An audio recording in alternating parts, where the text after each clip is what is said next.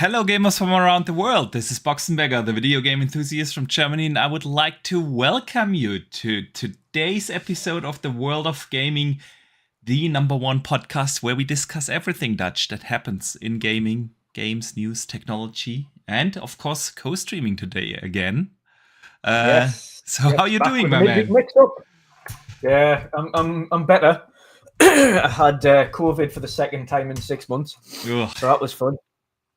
sounds like fun. Yeah. So I was thankfully I'd obviously kind of had for this time around it was mainly just very fatigued, a little bit of a bad chest, banging headaches for like days.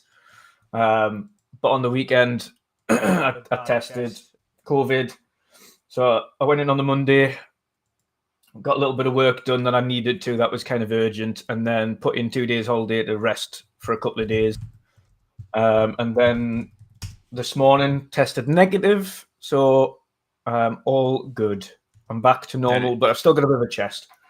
But other than that, I am packed full of things that I need to get done by the weekend because I've had no energy to do anything. So I've got a lot to do in terms of previews, reviews, streams, indie showcase, you name it. And yeah, God, yeah. Other than that, I'm good. And I'm looking forward to getting back to it. That is very good to hear. I'm doing good, man. I'm doing good. I'm a little exhausted. I was on a training for work. I had a training all day, and actually tomorrow as well. So it's a 2-day training. A little tired, but other than that, man, I'm good. I mean, I am actually pumped because we finally booked our hotels for Gamescom this year, bro. We did eventually, yeah. After we had to scour the web for something that wasn't the cost of going to Cancun for 2 weeks. Yeah. Like, literally, it feels like the prices have doubled. Like literally almost doubled. Yeah. Literally doubled, from last year. So Dutch and I, we were like, that can't be true. So we double checked, what did we pay last year in the same hotel, and it's like truly prices have doubled. And then then John from Xbox Era, shout out to him, good friend of ours, he actually booked already a hotel a couple of weeks ago. And we were like, nah, we don't have the Xbox Era millions, so no, we don't have that much. I wish. Yeah, we wish. Yeah, exactly. So it took us a while, but now we're booked. We are ready to go this year to Gamescom in August. So in case anyone goes, we will absolutely make sure to meet as many people from the community as possible. We actually usually, like last year, we did an entire day just for meeting our friends here from the community. So if anyone goes to Gamescom, let us know. And of course, we will talk about that closer to the actual event. Just reach out to us. And if you see us walking around there, say hi. I can't wait. As always, it takes us by surprise, but yeah, it takes us by surprise when you get recognized. It was the Starfield thing, wasn't it, last time? Yeah, it was. Yeah, that was like surprising. We just sat there and someone's like, "Hi, I know you. I recognize both of you. You don't know me." Oh, hello. It's something I don't think I will ever get used to, being recognized. That it's like, yeah, man, Gamescom this year should actually be super fun, especially for Xbox fans. If we think about it, they have, well, Hellblade will be out by then, but other than that, they still have Indiana Jones coming. They have Avowed. Towerborn might be a bit out by then, but they have definitely Stalker there, Avowed, Indie, and I'm missing one. Yep. Pardon me, I'm blanking. Anyways, it should be tons of fun for Xbox games fans this year. So, yeah, Dutch, I cannot wait for Gamescom. But hey, I don't think I have actually welcomed our awesome community. big shout out to everyone in the chat. And of course, everyone who's listening after the fact, either here on YouTube or on Spotify, Apple Podcast, Google Podcast, wherever you're listening. Welcome to this week's World of Gaming. It wasn't the biggest news week of the year so far, but hey, quantity isn't the same as quality because we have not that many topics, but we have some good ones. So it's going to be an awesome fun. We can always stretch out the most wafer thin of topics. Yeah. So usually we don't stay on the topics we decided to talk about anyway. So it's like, I don't know if people know that, but like we have a list of topics we could talk about. And usually we only talk about 2 or 3 of the things that are actually on the list. And then we just go from there, and that is what makes this podcast so awesome and fun. And it is mostly because of this awesome community. So shout out to you guys, great to see you. And don't forget to vote in the chat. The poll for this week's gameplay is still up there. I decided to put in Evil West because it is now in Game Pass. And yes, I actually played that at launch. I actually got via a key. Yeah, I got a key back in the when was that? Somewhere last year.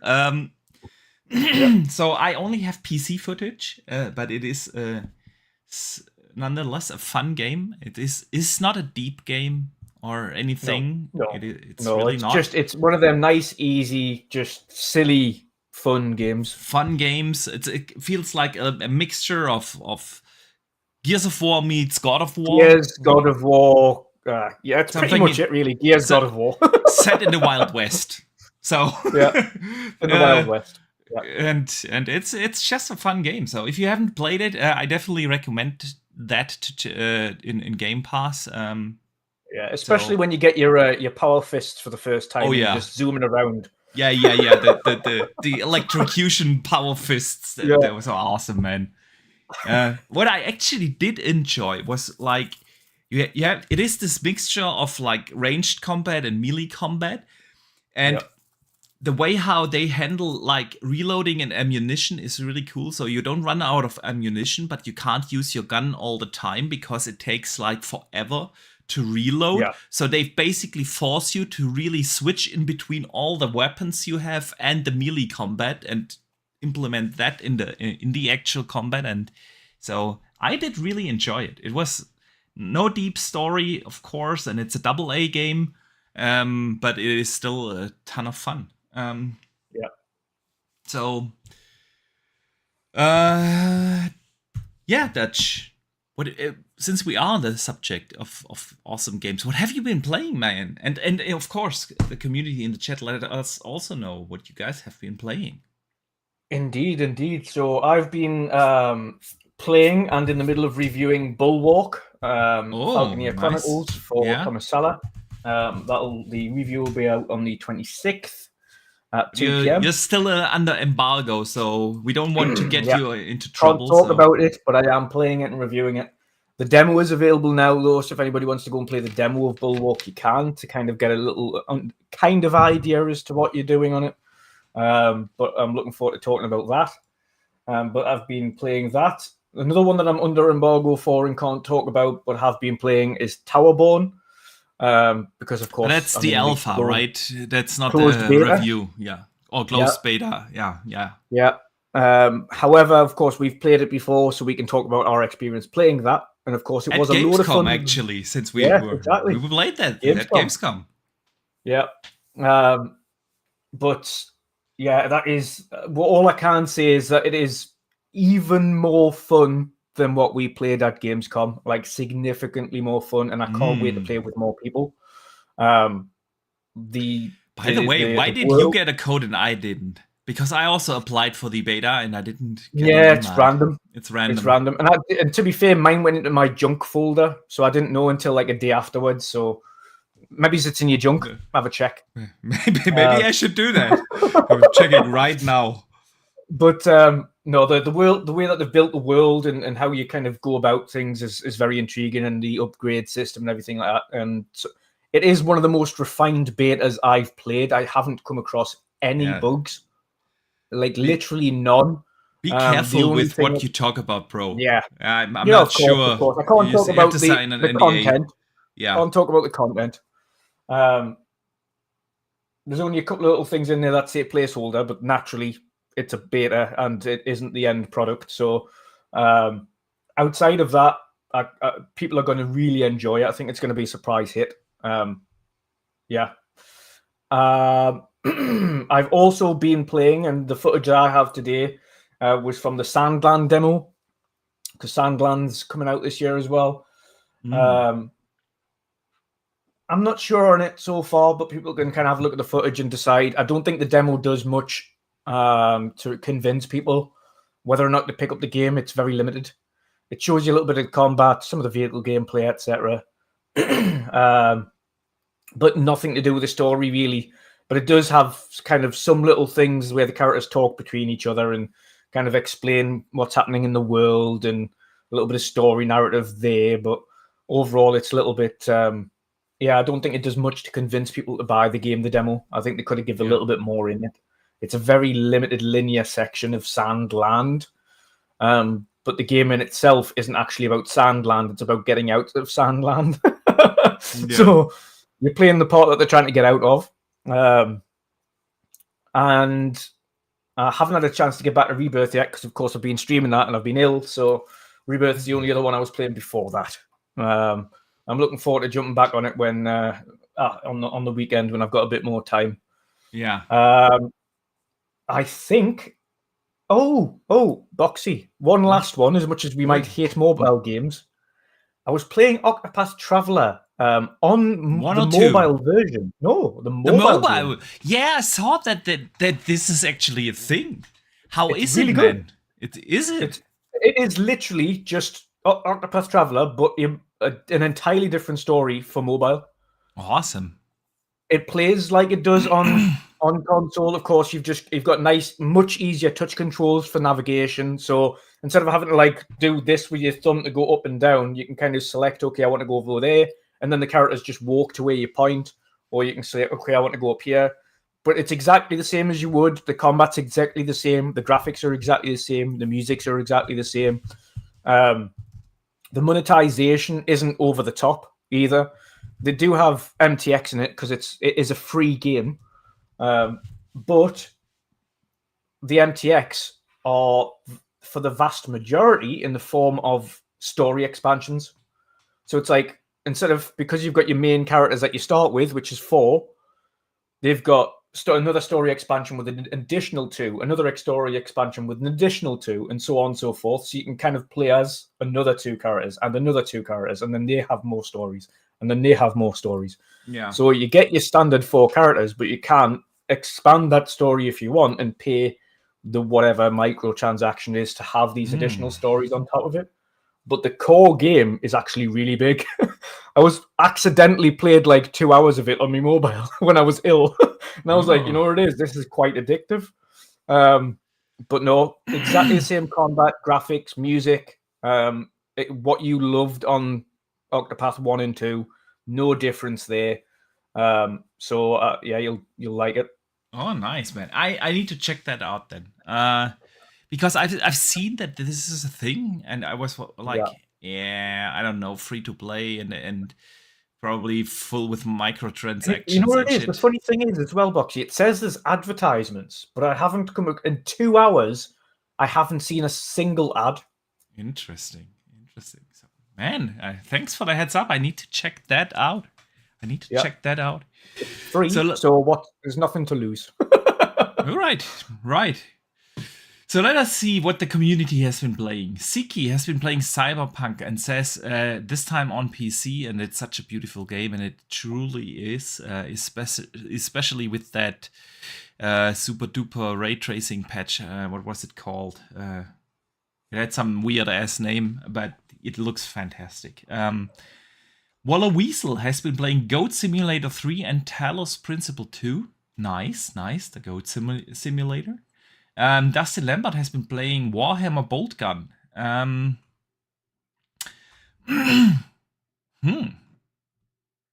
I I have not played that, and Neither have I yet, but it looks cool because it's like old school Doom. yeah. I need to check that out as well. Man, I wish I had more time, but Dragon's Dogma is around the corner. That's the problem, Boxy. F me. Not enough time. Not and I keep enough getting time. emails as well from Wired, every other day. Every other day. Streamers connected. We've got another code. I'm like, I don't have time. I don't have the time.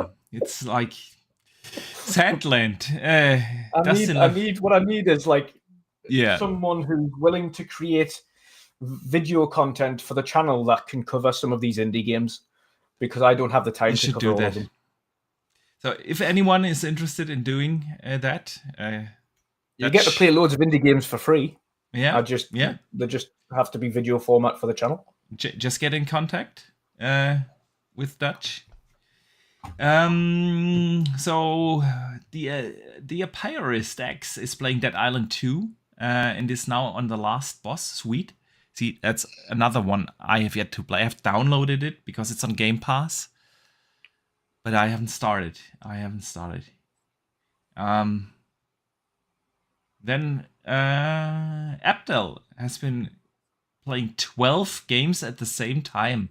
The backlog is out of control. Bloody hell. Like, see, I thought that was bad. I was bad. What I keep always telling you, the only way to focus is like play one game at a time. Like have one ongoing game, like your go-to, thing, but one main game at a time, and then. But FOMO is real. Stormplayer has been playing Mafia Definitive Edition and Forza Motorsport. Bro, Mafia Definitive Edition is so good. It really is fantastic. Then what else do we have here? I hope I got everyone. Can you check your chat? Yes. Phantos commented that Bulwark demo was excellent when he played it. Lord Roughness is currently playing Diablo 4, trying to get his Barbarian up to level 100. He's on level 97, and then he's going to dive into Dragon's Dogma 2. Phantos is also playing Dragon's Dogma 2. Ninja Squirrel is playing... Yeah, New Zealand. He moved to New Zealand quick for a couple of hours. You just take that little trip. You just take that tiny little flight over to New Zealand. New Zealand. Like 2 minutes. Bro, Xbox gamers, they are super fast traveling guys. You know, like you get a hyperspeed travel when you're an Xbox gamer. Beaming is slower. Like so. Ninja Girl is playing The Quarry, which is just dropped onto Game Pass. MLB The Show, which is also just dropped onto Game Pass. Fortnite with his son. And I think that's it. Sweet. But yes. Yeah, that's it so far. All right. Good stuff. Abdel is enjoying Forza's new update as well. Nice. Forza Motorsports Update 6. So I'm going to close the poll. Evil West actually won. So we're going to watch some Evil West gameplay. But from the beginning, it's already and Barry's just chimed in on the end there with Infinite Wealth. Oh, nice. Good. Nice. So yeah, I've been mostly playing Final Fantasy Rebirth. I had the plan to actually finish Rebirth before Dragon's Dogma comes out. And I did not succeed because I got sidetracked with a couple of the side quests and everything. And so I'm now, I think, almost done with chapter 13. And I have no idea how many chapters there are. So, Rebirth. Yeah, on Rebirth. So 14. 14 so see, I'm close to finishing then. Apparently 13 is long. Okay. That's all I've heard is someone in one of the group chats that said chapter 13 drags. All right. So like I had like a main boss fight already in chapter 13 now, and it feels like I should be getting to the end of chapter 13. Yeah. Feels like it. So Yeah, I'm super enjoying Rebirth. It's phenomenal. Really, really good one. How would you find Queen's Blood? You mean the game, the mini game? It sucks. It sucks. Like, this is my only complaint about Rebirth. Like, I that you're forced to play it. Yes, you are forced to play these mini games. Multiple times. Like, there's this one segment where you're on this on tropical island or whatnot, and you have to like play a bunch of dumbass mini games to be able to get to the beach where the story continues. Like, super annoying, and they are really not good. Like, do you not want to pick up the little scooters and?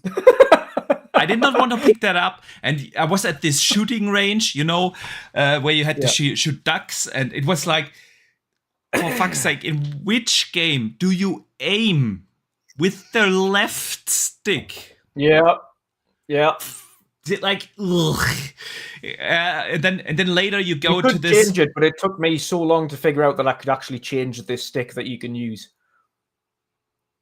You can? You press the left trigger down and it lets you change. I was like, I just want to get it over with. I didn't know that either until like the 5th try. And I was like, oh, you can change it, can you? And then later you're in this, I don't know how far you are along, but later you go to this amusement park, casino kind of thing, the Gold Saucer, exactly. Yeah, I'm on chapter 9, so I've passed the Gold Saucer, passed the next one, and then I'm just about to do the next. I know which section's in chapter 9. Yeah, but I can't. The last time you were at the Gold Saucer, by the way. Yeah. But yeah, other than those forced mini games, the game is awesome. But I wanted to finish it because I'm super looking forward to Dragon's Dogma, which actually comes out in like 3.5 hours if you are not traveling to New Zealand. But yeah, I'm just gonna finish Final Fantasy VII first, because one game at a time. That's one game at a time. And that's what I've said. I haven't picked up Dragon's Dogma yet because I'm not going to sidetrack myself. Yeah, I'm going to finish Rebirth, and then I'm going to play Dragon's Dogma. That sounds like a plan. Unfortunately, I won't be able then to start Dragon's Dogma directly because I will be out of town for a couple of days, starting on Saturday. So I was tempted, actually, because of that, to buy Dragon's Dogma on PC, so I can play it also on the Alley. But then I figured, like, okay, I'm only out of the town for a couple of days, and then I'm not gonna buy the game on the on PC, just because I want to play it for a couple of days and then not be able to play it when I'm home on the console again. So, see, that's the third-party problem I keep always talking about. Like, with these gaming PC handhelds, we need a console handheld, man. So, yeah. Anyways, I'm getting sidetracked. Let me catch up on a super chat from Pyroman. Yeah, I've got one as well. Yeah, Pyro sends in World of Gaming for the win. Catch you later, guys. Thank you. And yeah, we need to talk soon. Let's catch up and then let's get started with some actual topics. Yes, I think this one might go into our first topic, this one. Face 23 BKNY with a $2 super chat says, okay, I'm ready for you guys to shit on the PS5 Pro.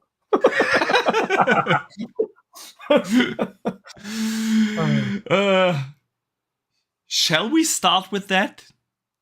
Or should we start with a smaller topic? It's the beefiest. Why not? We'll get into it. May as well. All right. It's definitely the beefiest.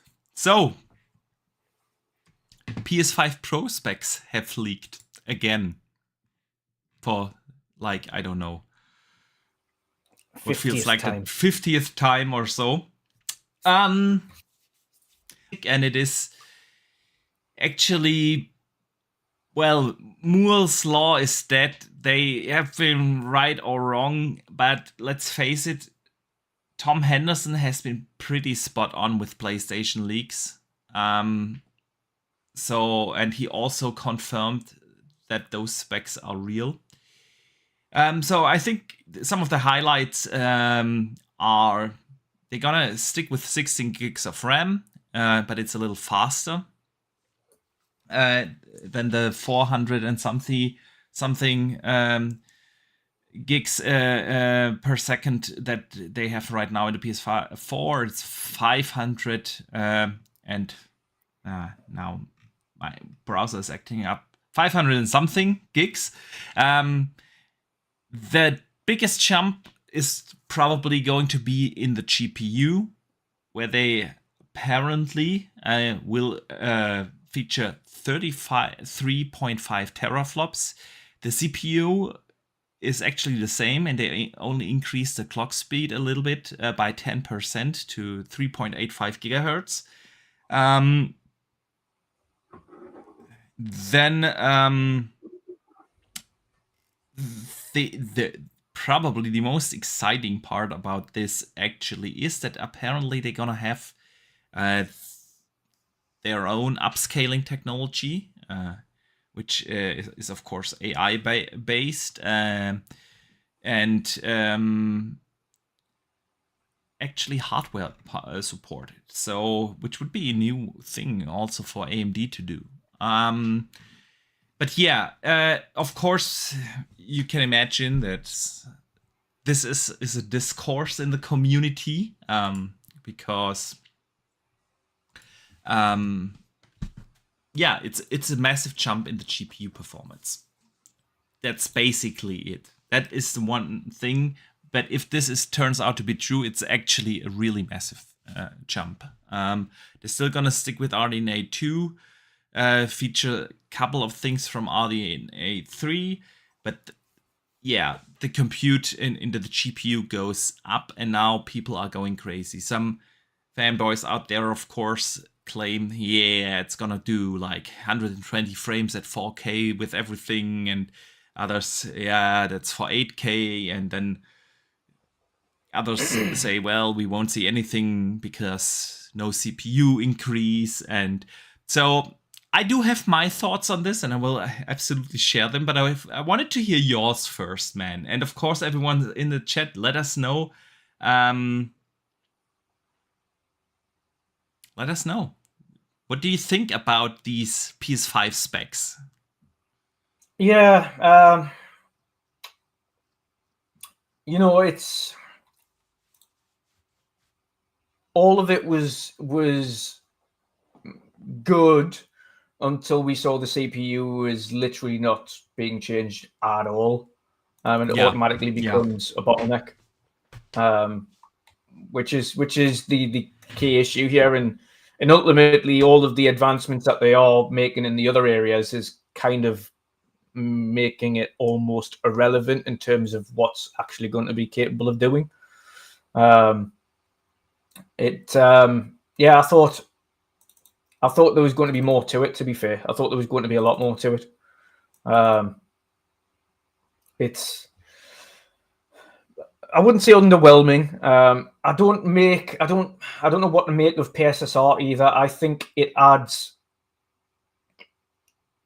kind of something that isn't going to be utilized as much as they think it is, especially, well, not this generation anyway. We know, especially from the first iterations of FSR and the first iterations of DLSS, that they aren't as great as they make them out to be initially. Both of those were also initially touted as being kind of really powerful tools that could let them kind of get X amount of performance out of the air and rocket performance up on games, etc., left, right, and center. Obviously turned out not to be the case, and it took them up until DLSS 3 and FSR 3 to get to a level in which it actually becomes useful. We saw DLSS 3 now is really rock solid, especially for some of the later games where it's like doubling performance of games now, especially on PC. Yeah, it is at high resolutions. with full ray tracing and everything enabled, it is really making a massive difference. FSR, obviously being the software variant, isn't making so much of a big difference at the moment, and it's also not being utilized as much as we want it to be. We've harped on about this week after week about how little developers are actually implementing FSR. Or especially on console. Or really refining FSR on console as well, which is one of the key things. It's not just that they're just not using it; it's when they are, it isn't really being utilized properly, and it's not being optimized properly for consoles. The small ones that we are seeing it in don't have great versions implemented. So you see a lot of them with FSR 1, some of them with early FSR 2. I don't think there's any with FSR 3 as yet. Two games are out there. Avatar is using FSR 3, but only the upscaling part and not the frame generation, which is actually the big jump in between FSR 2 and FSR 3. And RoboCop has that implemented, but the frame generation also doesn't work on console.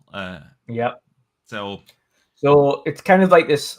And this is what makes me think it's like it's all well and good implementing their own version of a super sampling technique, an upscaling technique, but ultimately, if developers aren't using what they already have available to them in FSR, which is software-based, so a lot easier to implement than it is the hardware variant, then what is the likelihood that both third or first party, well, first party's got the bigger chance because they're going to be mandated to use PSSR, but third party will not have the same mandate. It's going to be optional for them. They're going to be told how to use it, but are they going to use it if they don't already use FSR? The likelihood is no, which means that this is going to be a very, very, very native tool that's only really being utilized by first party. And even then, we don't have a lineup of first party games that will utilize it for the remainder of this year and most of next. So when it does release, you're not going to see any games take advantage of it unless they do backwards compatible versions and release a PS5 Pro version that you're going to have to pay another $10 to blink and play. The Pro tax. The Pro tax. So yeah, ultimately for me, it's a case of it's all well and good having these specs on sheets, but I don't fully believe this is going to make or take full advantage of the rest of the generation. And I think a lot of the things that they're implementing in the PS5 Pro are just kind of test beds for the PS6 as opposed to what's actually going to be used in the PS5. And of course, another issue we've got is that PSSR won't be on PS5, and it'll only be on PS5 Pro. So developers will have to refine the PS5 Pro only versions. A lot of the other things that they've got available on the PS5 Pro will have to be refined for that. And they'll have to go back and work on the PS5 version. So again, for third-party developer, you now have 2 SKUs for the Xbox. You've got 2 SKUs for the PlayStation. You've got the PC variants of both of them now. And then you've obviously got potential cloud versions as well that you're going to go on top of that with. So it's a case of, are they going to use all of these tools that they've got available to them that all platforms provide? Likelihood is no. And which makes me think, and again, it's a mid-gen refresh. It's all well and good, but we spoke about this before. And the problem with the mid-gen refreshes right now is that there isn't a standout reason to do a refresh outside of getting double the frames. Like at the moment, like half of them are saying, "Oh, it's probably unlikely that we're going to see." And even Digital Foundry said that, even with the PS5 Pro specs, because of the CPU withdraw, it's unlikely you'll see GTA 5 run at 60. And we know that anyway because Rockstar aren't one of these developers that like to bring out a 60 frames mode of their game until a decade later. Despite what a lot of people think, well, the PS5 Pro is coming out, they're going to do a 60 frames mode for the PS5. No, they're not. Don't be silly. They're not, because they never have. If they wanted the best version on the first day, they would bring out the PC game straight away. But Rockstar never bring out the PC version of the game immediately. They always do that second. They bring out the console versions. They want you to first. double dip. Yeah, they want you and then to they double dip. Then they bring out the PC version, which is the high frames and all the bells and whistles. And then maybe a year down the line, or maybe more, they'll bring out the enhanced version for the consoles. And of course, last time round, we didn't see an enhanced version of GTA 5 for 3 generations. With 360, then Xbox One, and now back onto this generation. And it's only just last year dropped the enhanced version of the game. And even then, you had to buy it again. Luckily, it went into Game Pass, so I didn't have to buy it again. But that's what they started out with. Yeah. There was no way I was buying that game again. So, yeah. So that's ultimately my thoughts on the situation there. I just think, as I have said before, the problem with mid-gen refreshes now was, unlike last gen, we went from 1080p to 4K, which was a reason to get a mid-gen refresh. Massive reason. We had the huge jump in resolution difference, which is what we got. We then got the implementation of some games going from 30 frames to 60 frames, although we did have 60 frames previously on certain games anyway, like Forza and Halo, etc., because they were always that. So what we got in those games instead was performance modes that had 120 frames as opposed to 60 frames. But for the vast majority of third parties, we then started to see some 60 frames performance modes on the last gen. So you had 4K plus performance modes was introduced last gen, mid-gen refresh. Great. This generation, we started off with the promise that it's going to be 4K 60, and we're going to have up to 120 frames and some 8K games. And we've got almost none of that as a dead cert. We're still getting a whole load of 4K 30 games. They're still concentrating on releasing 4K games instead of doing super resolution versions of 2K up to 4K. And the performance modes are at best mediocre. And when we are getting performance modes, they're severely sacrificing in the fidelity to the point where a lot of the times it isn't worth it. Yeah. So you're having to stick to fidelity mode anyway. So the only thing that this is promising is that we're going to get slightly better performance, because the CPU ultimately holds back any of the significant performance impacts that the 45 better off GPU would have had, or the RDNA 3 that's going to be implemented, or any of those things.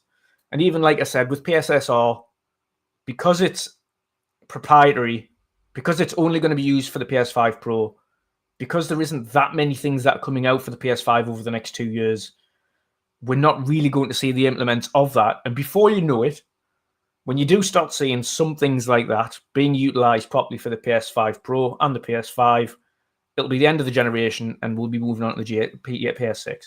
Yeah.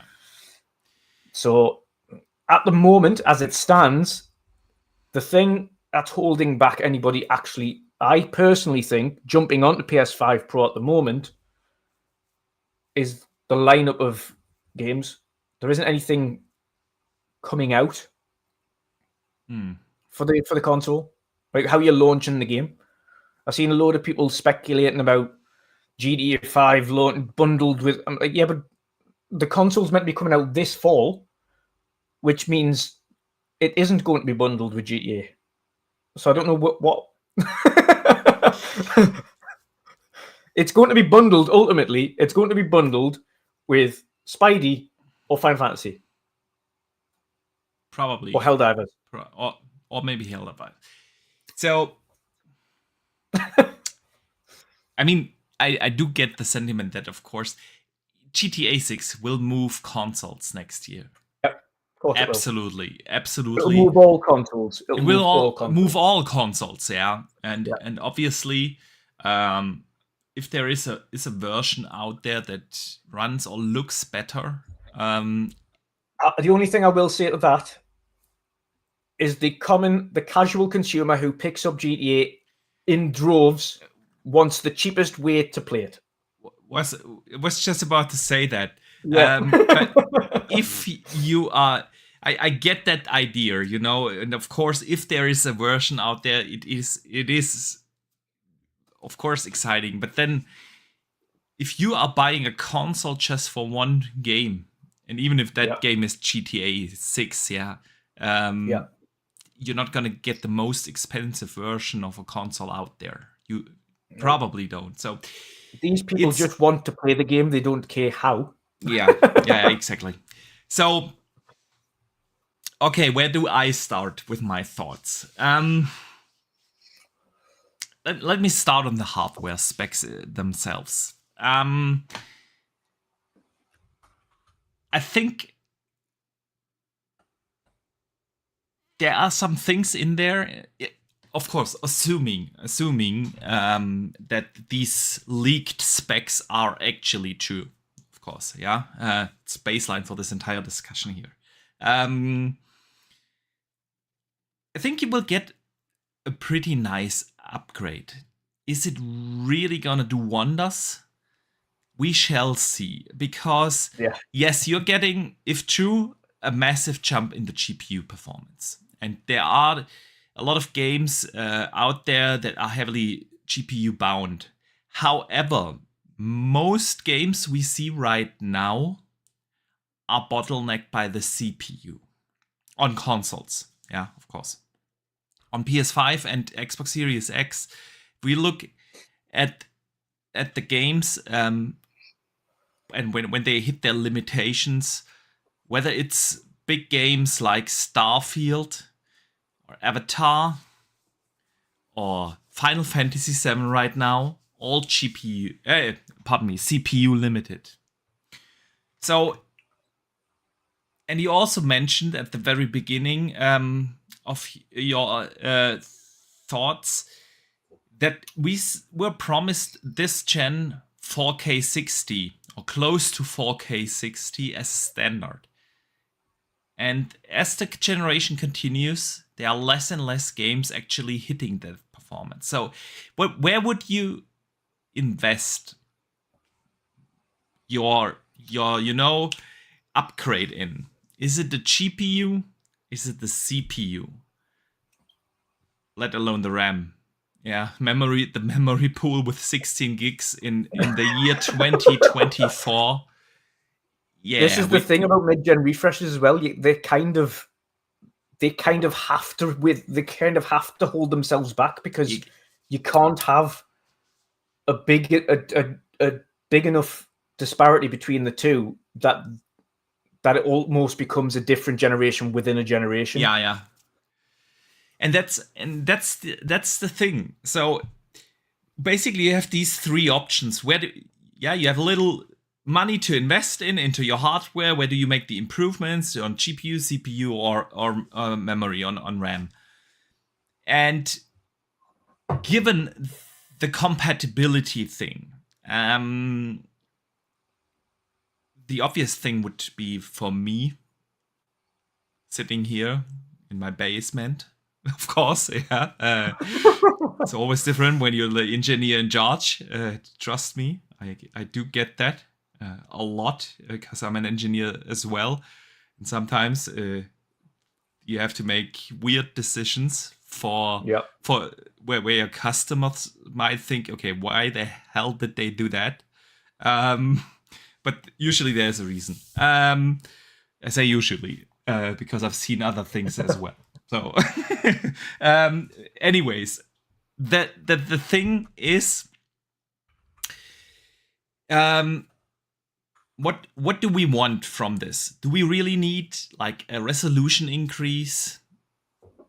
Yes, in the performance modes we do get that, but are we GPU bound or CPU bound? So, and what else can you do to help increase exactly that fidelity? You can increase the RAM. So that would have been the obvious thing. Obviously, they didn't go for that. So they put in a gigantic boost in the GPU. Basically, the same thing than both of them did with the PS4 Pro and Xbox Series, Xbox One X. Yeah, those basically had improved GPUs and slight increases on the CPU side. And basically, they're doing the same again. Do we really need higher resolutions for at 30 FPS right now. I don't feel like it. I don't feel like that's the issue. So that's the one thing. The CPU, 10% clock increase, not that much. It will help slightly, of course, but this really don't expect a big boost in the CPU performance overall. And so I'm where do we really get the benefit then? The exciting thing for me personally is to see PSSR with the AI technology, because you mentioned DLSS1 and FSR1 and Intel's XeSS1. They all had like their childhood problems, like DLSS1 didn't do wonders. A lot of artifacting, a lot of ghosting, a lot of screen tearing, but it developed into something awesome, into something really awesome. And I look at FSR1, yes, aliasing was really not good, and we had also like ghosting and artifacts a lot. But FSR2 is actually really good technology. It's not as good as DLSS, but in itself, it's great technology. And FSR3 now, here on PC, at least, because, again, consoles, they don't use that kind of technology on consoles for whatever reason. But on PC, FSR3 is awesome.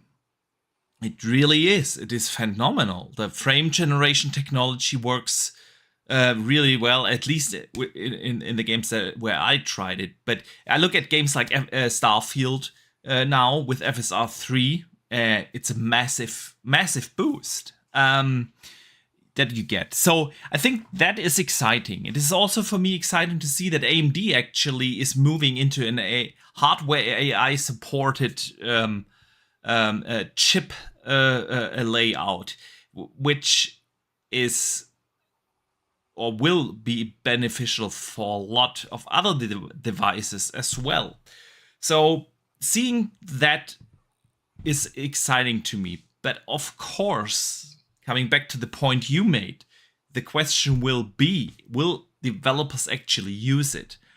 There's no doubt that there are going to be Naughty Dog games or so that will make use of it, first-party developers. But third-party developers don't really use any of those upscaling technologies on consoles anyway.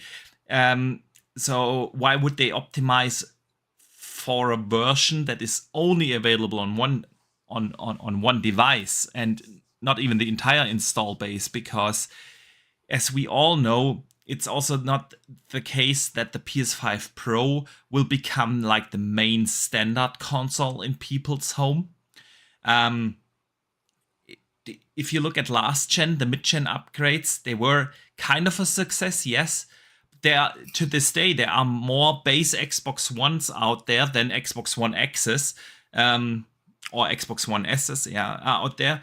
And of course, more base PS4s than PS4 Pros. And that will be the same this gen. The mid-gen upgrades, I love them. I love the idea, and I wish Xbox would do one too. It's not a secret. I've talked about this many times. But we don't need to fool ourselves. Those mid-gen upgrades are for the hardcore fans. And that's only a minority of the entire install base.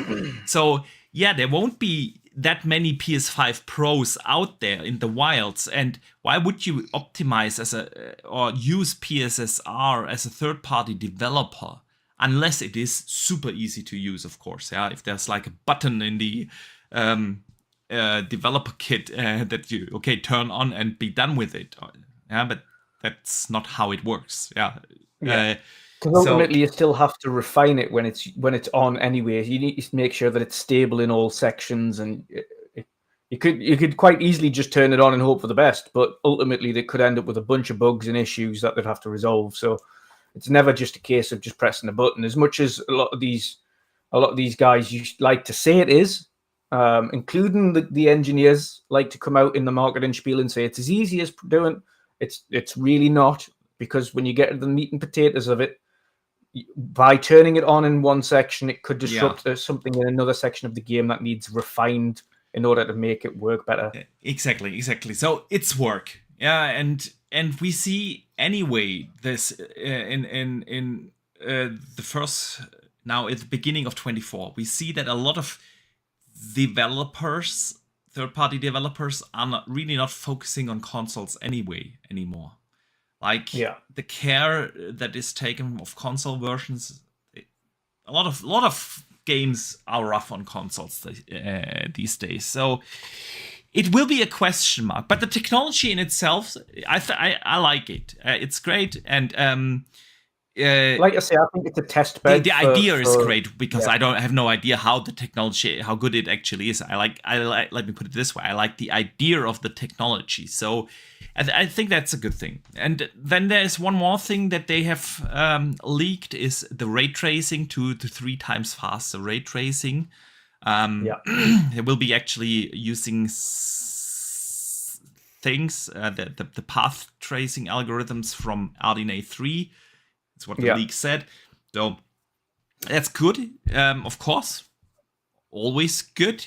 However, we have barely seen, only a handful of games have made use of the actual ray tracing capabilities in the consoles anyway. Because Xbox has, the Series X also has a lot of dedicated ray tracing cores, and they are not utilized in most games. There's I can only think of 3, maybe 4 games that have used it. It's Metro Exodus was brilliant use of those, and of course Cyberpunk. I think Atomic Heart used ray tracing as well, didn't it? I haven't played that, so not sure. I think it used a little bit. I mean, you have to distinguish. A lot of games use ray tracing. Yeah. It's very varied, because you've got ray traced audio, ray traced reflections, ray traced shadows. There's a lot of. But actual global illumination, path traced global illumination. It's a big word. It's a big word, and of course Starfield. But it's, and even that with limitations. Avatar used it. Avatar used it, but I'm not sure if they actually use the hardware acceleration on the chip. But I don't know. Let me put it. I don't know. I guess there's a handful. There's a handful of games out there, but we don't really have that many games that actually use it. When the grand scheme of things, the big pool of games we've got and have been released, there's not many actually utilized it. That's right. Exactly. So Dave Ramos sends in a channel member chat that actually touches upon exactly that topic. He says, are we aware of any Xbox games that made use of direct machine learning in the 47 tops in Xbox Series X? That's exactly my point. Problem is, and I had a look at this the other day as well. I've got a few super chats to get to after this that are relating to this topic as well. So we'll round them all up before we move on. But I was looking into DirectML the other day. The problem with DirectML is because it's a technology that is used much like ray tracing in a very different amount of things for very different reasons. It is being utilized most of the time, but not the way people think. DirectML also encompasses direct storage, which is being used all of the time. But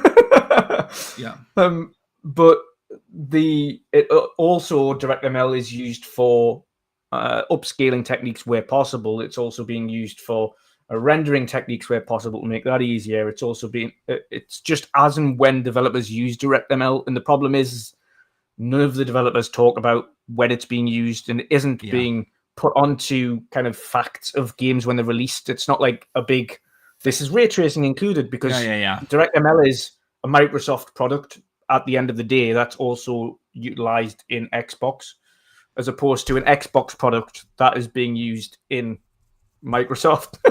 And that's basically the thing, which is limiting those games, because as long as you don't have like a true console exclusive on Xbox, it's really hard for developers to use it. If you want to make your game run, the only one that we know of that will utilize it so far is Hellblade 2. Hellblade 2, yeah, that's one thing where we know of. I'm sure there are other examples out there, because for a lot of games we simply don't know and we make assumptions. However, the problem with all those kinds of technologies that are proprietary to one system, it's really not that big of an incentive for developers to actually make use of it. And that will be the same for PSSR. As excited as I am for that technology, and that they are trying to do something in that space and make AI-based upscaling on consoles a thing, which is a good thing. As long as these kind of technologies are proprietary to your hardware, barely any developer will make use of it. So let me sum it up. That I like the idea, and if you offer a mid-gen upgrade, because the fact of the matter is technology moves faster than the 7-8 year console cycle, and significantly faster. Especially if you are like a hardcore gamer, like we are, like probably everyone here in the chat is, and everyone who listens to this podcast. We are those diehard gaming fans, and for us to get an optional upgrade, after a couple of years into a generation, that make improvements, maybe not as big of a leap as a step from a leap from one generation to a proper new generation, but still you're getting upgrades, a little bit better graphics, a bit of better performance or whatnot. I like that idea, because I play a lot, and so of course I want the games to run and look as good as possible. Now, I'm also a guy who has all consoles, but since I have the option to play everywhere and a gaming PC, I use my PS5 usually as a console exclusive machine. I play the exclusives. I play right now Final Fantasy VII Rebirth, loving it. I play God of War and Spider-Man, and I play those kind of games. And my multis I usually play on Xbox or PC. And so, is there a reason for me to upgrade? As excited as I am for a mid-gen upgrade, given the lineup that is announced, which is bagel, I'm not sure if I need that upgrade. So I was literally thinking this afternoon. So once I finish Final Fantasy VII Rebirth, I have no idea when I will be turning on my PS5 again. It's like that's the thing. So of course, software, games, and the hardware go hand in hand. And GTA 6, I don't think it will run at 60. On the PS5 Pro. But of course, it will be the best looking and running version probably that when you play on console when it comes out. So it is there are the pros and cons. But yeah, I would have liked to see something other improved than the GPU in the console, because I don't feel that I feel like this is the one part in the consoles that are good. I'm fine with the GPUs we have in the Xbox Series X and S. I'm not okay with the RAM. I'm not okay with the CPUs. And those are the factors that they didn't improve. On the other hand, a good upscaling technology can help. Let's see if it will be utilized, and let's see if it is as potent as the other possibilities that are out there, and let's see if actually developers will use it. So, yeah, Dutch, we could go on forever on this, and we probably will, but I think let's catch up on some of the super chats first. Let's indeed. I've got Go three first. here from Base 23 BKMY, very generous there with two $20 super chats and a $2 super chat.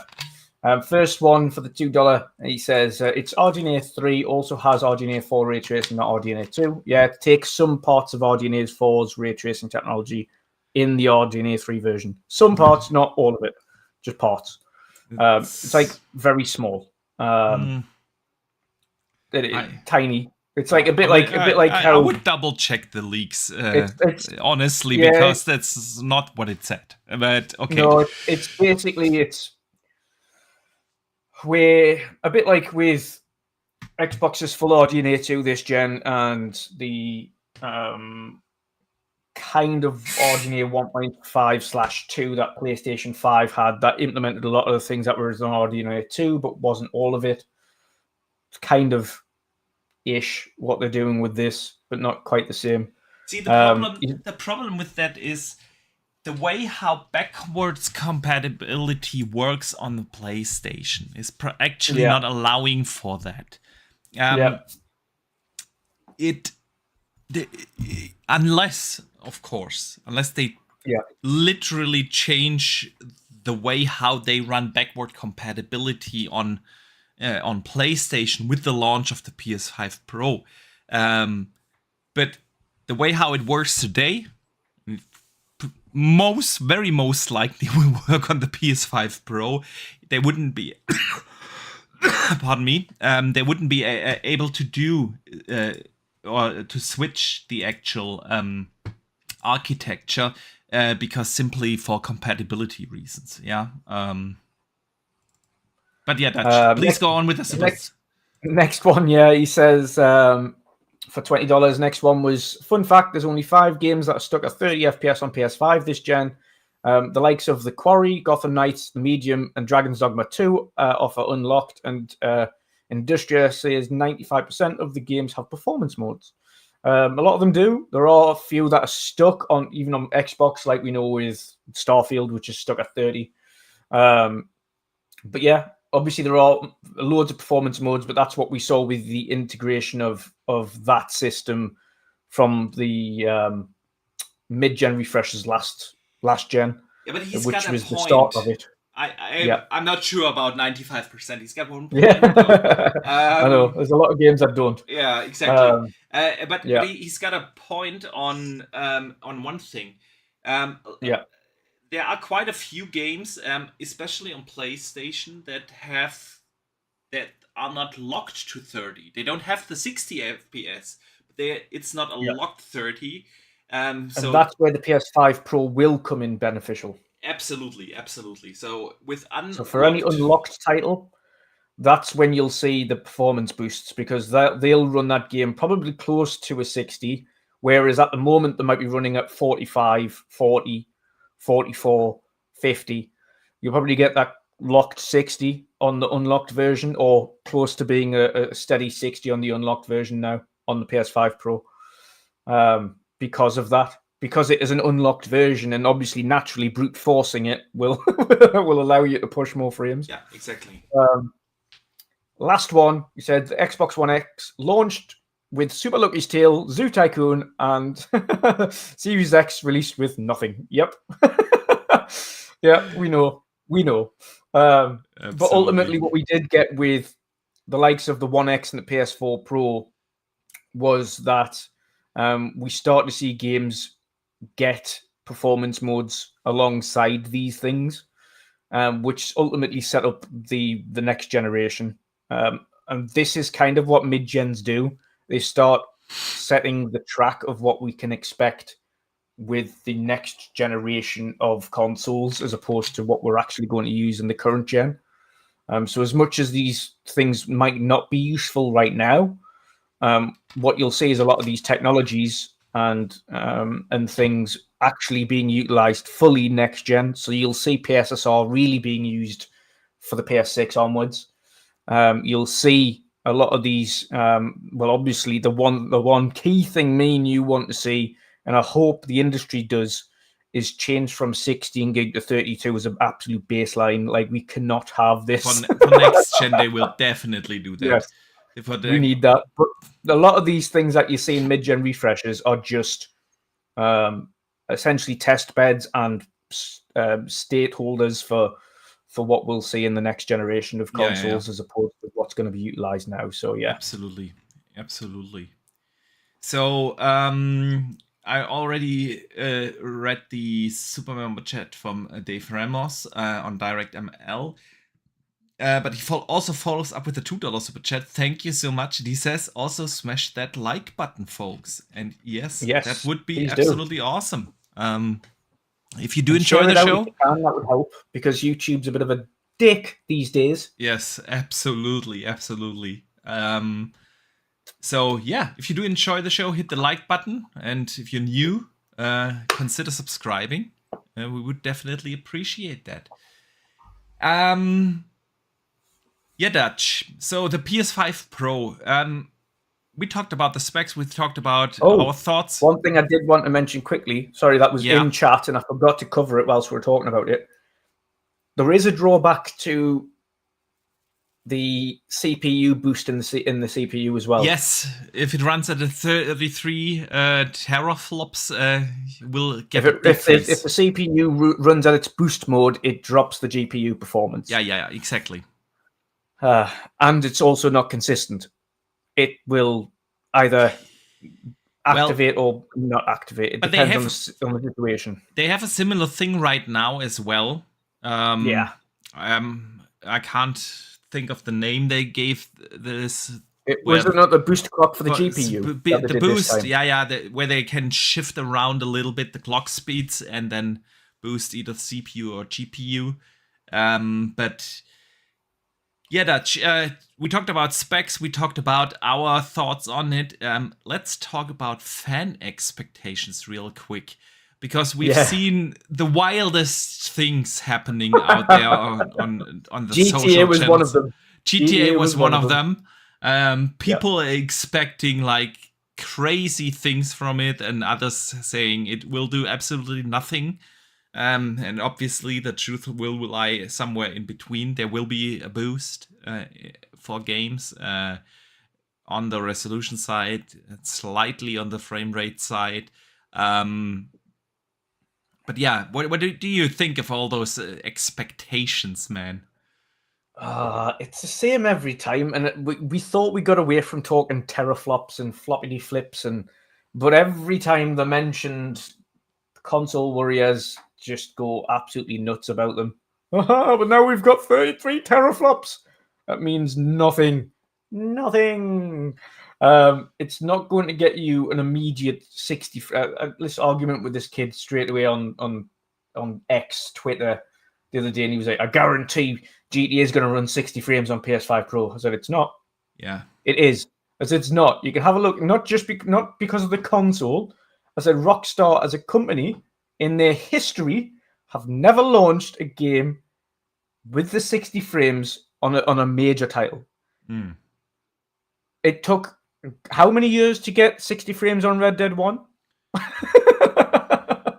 How many years did we have to wait to get 60 frames on GTA 5?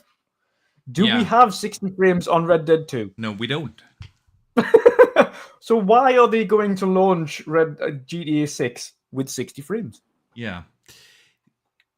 Besides this nonsense of GTA, I feel like, listen, I get the excitement around new hardware. I'm always excited for new hardware. I love technology, and I'm looking forward to see what Nvidia will do with their 5000 series this year.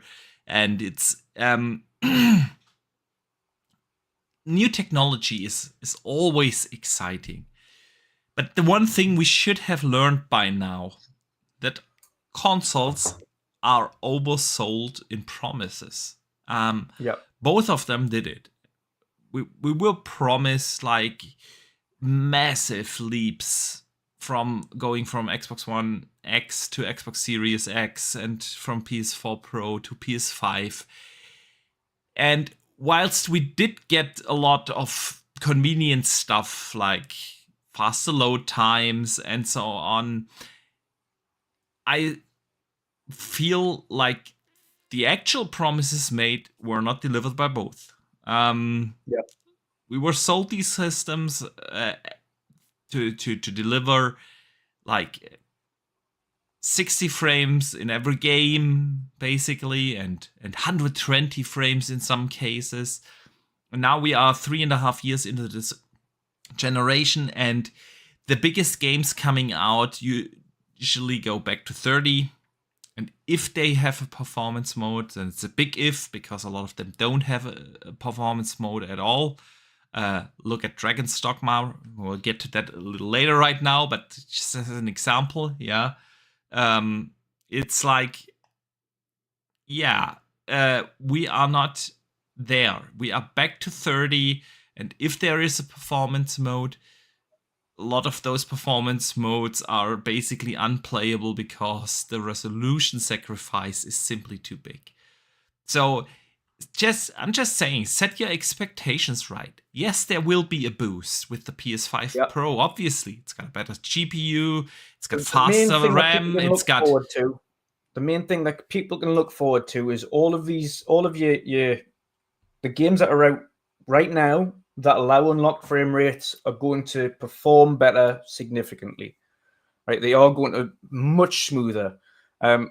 Boxy, you'll be glad to know there was a major patch out for Rebirth, or at least it's coming out very shortly. Yeah, that improves the performance. That adds a fidelity performance mode in there that sharpens it up whilst also hitting performance. So there's things like that are going to be. I checked that out earlier. I didn't notice anything. Yeah, it still looks horrible in performance mode.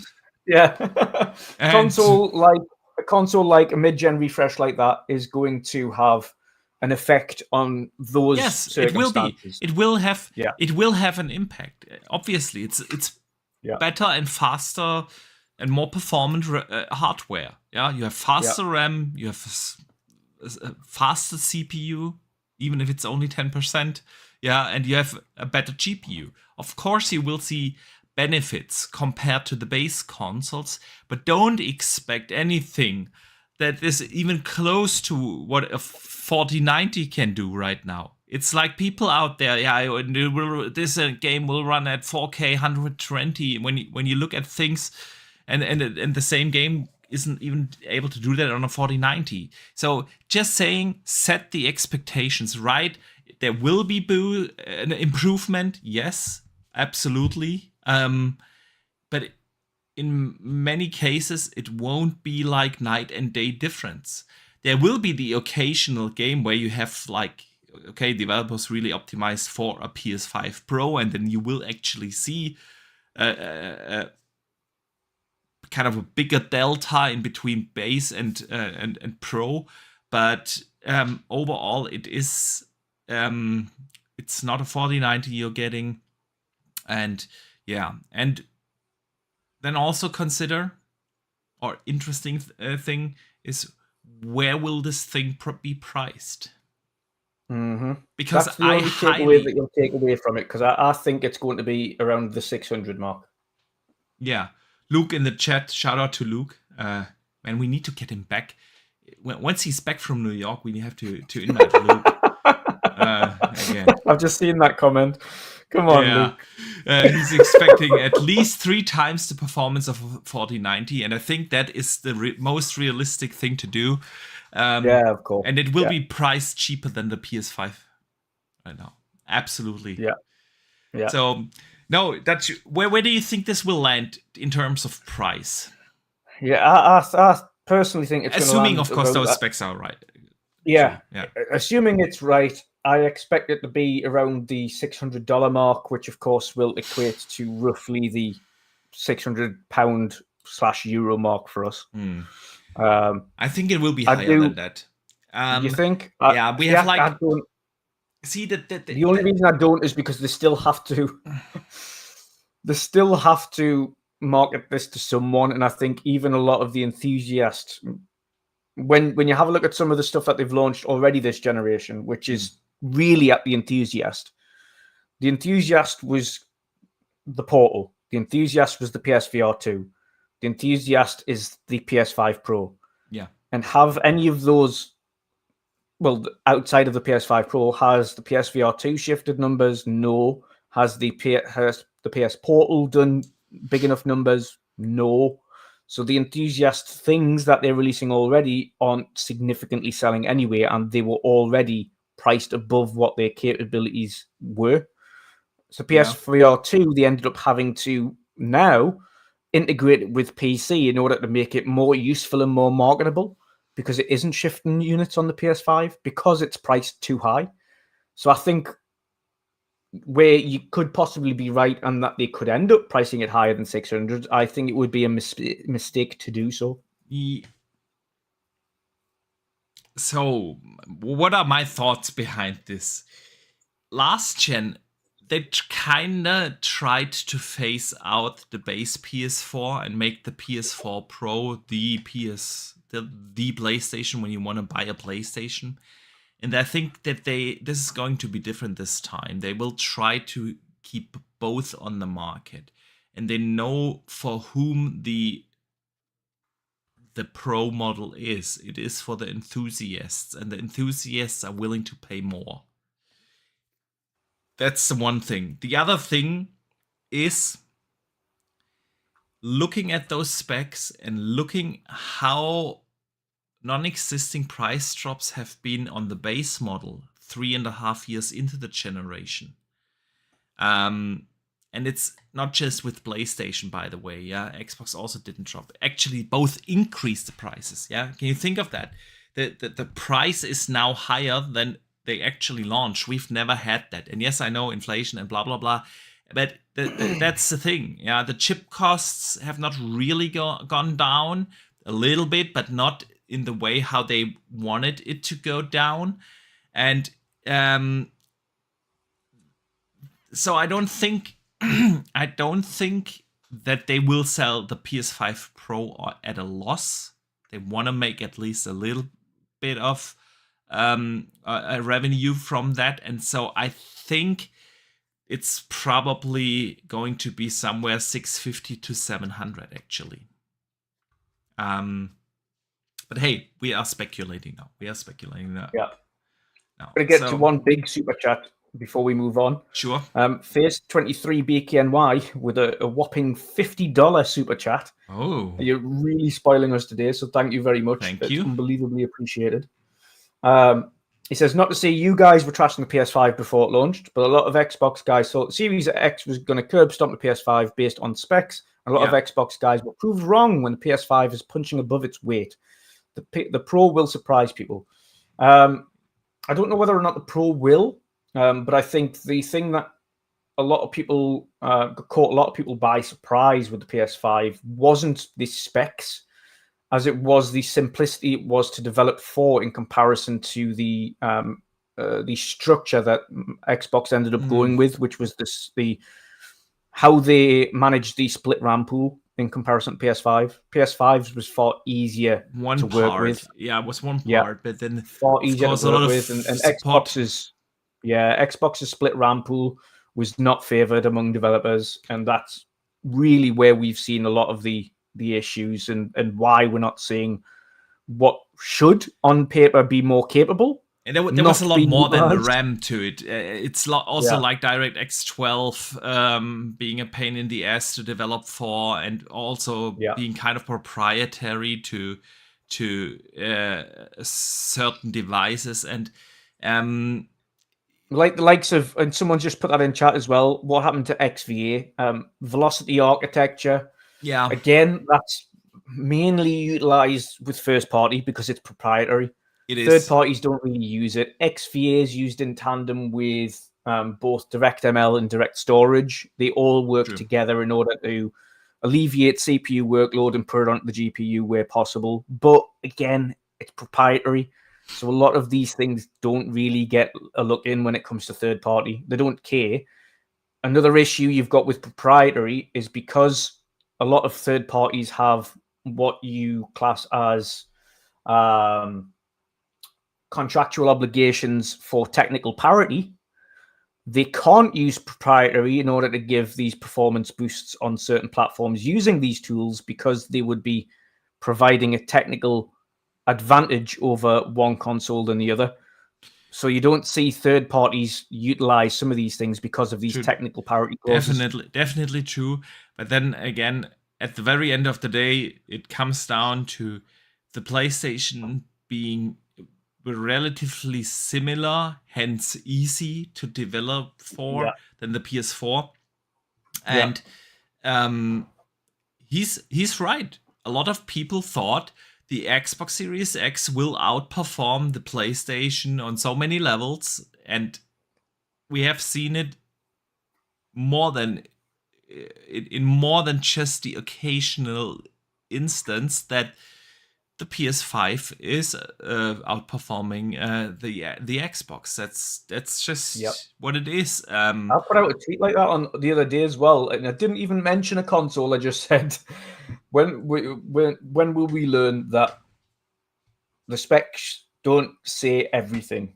Like, it's not, you can put out the biggest spec sheet in the world, but it's not necessarily going to kind of actually be end up being what the performance is at the bottom line. Ultimately, we won't know what these consoles can do until we actually see them in action. That's the issue. We don't know what they're capable of. Specs don't really say anything. You can have the most performative thing on the planet, but when it comes to running a game, there could be an issue here, there, or everywhere. It depends on how it's being utilized, how it's being developed. So ultimately, we'll find out when something's using that technology. The good thing about PlayStation is because when they use that technology, they like to let you know.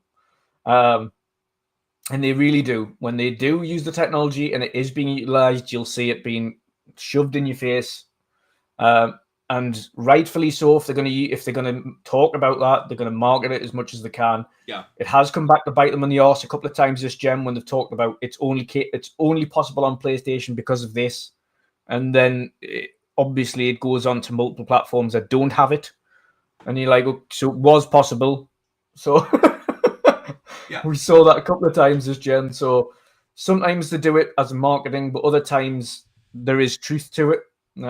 Ultimately, PlayStation have proved that their version this generation thus far has been the easiest to develop for, which is why you've seen better results. Yeah.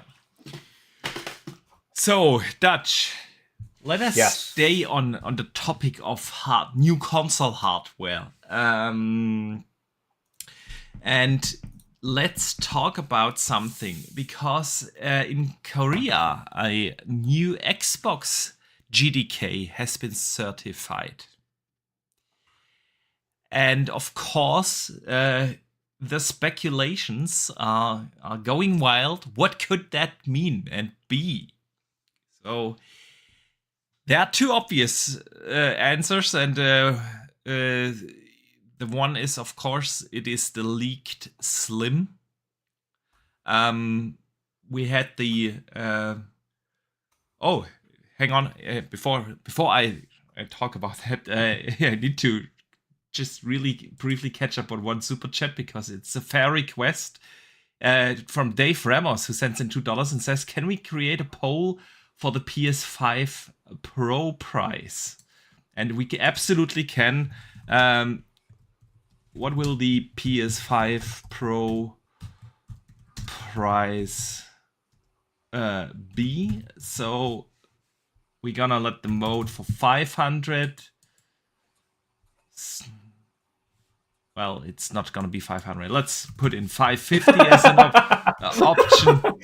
Yeah, they're not gonna price it cheaper than the base PS5. I was going to say, if it ends up being 500, then that's automatically 600. in my eyes a reason why that console won't perform. 650. Sorry, that's not going to do what it says. 700. 500. All right. Of course, if the community requests a poll, we will provide a poll. And while we want to know your thoughts, and so we will come back to that, we let the poll rest a little in the chat so everyone can vote. Let's talk about this new Xbox GDK. So last year, a lot of documents leaked from Xbox. It was more... I wouldn't call it a leak, because they actually sent that over to the FTC and they made it public. But the thing is, we learned about this Alexa-looking Xbox Series X Slim, which is basically the Xbox Series X hardware with a bigger SSD, new Wi-Fi, and so on. And that's the thing. If it has new Wi-Fi protocols or something like that, new Bluetooth, we have the new Bluetooth, and we have the new controller that is apparently coming. That is the obvious answer why there is a new GDK out there that is certified, simply to make a custom of that. Then again, would you really need to certify a new GDK for that? Who knows? So Speculation Town is open, Dutch. Yes. What could it be? Could it be something other than the Xbox Series X Slim that is most likely coming this holiday? Yeah.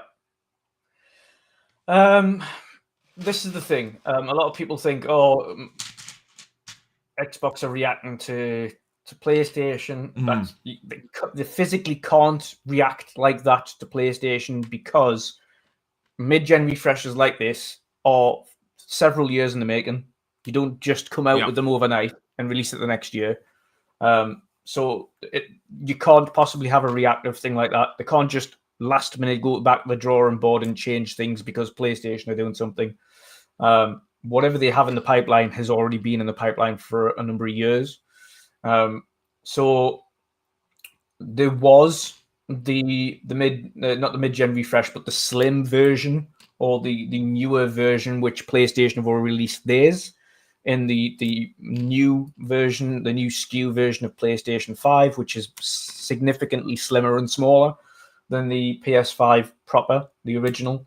And obviously they have now the highly rumored and obviously looking likely the PS5 Pro to release this holiday. On Xbox's front, we've only seen the Slim. We know nothing of a mid-gen refresh. However, they said, of course, they will be discussing hardware in June, but they'll also be discussing hardware in the fall. So the likelihood is, if they are doing a proper mid-gen refresh, that we'll hear about it in the fall for release next year. Yeah. But you'll probably get the Slim talked about in June for release this holiday. Yeah. So that's what I think. I think if they're doing a mid-gen refresh, they might use the Game Awards as for their Pro, like they did with the Series X, and show off the Pro version of the console there. If they do, I'd like to see them return to the Elite mantra that they used for the 360, because I liked the 360 Elite. And granted, they didn't really change much, just added a much larger hard drive, but I just like. But I think that would be a good version. The Elite is a good version of as a Pro model. But I think that's probably going to be the likelihood if we are going to see a mid-gen refresh. We'll probably see the Slim announced this June, along with the new controller, and probably tail end when they mentioned about hardware, the mid-gen refresh, and potentially a tease to what they're working on for next gen.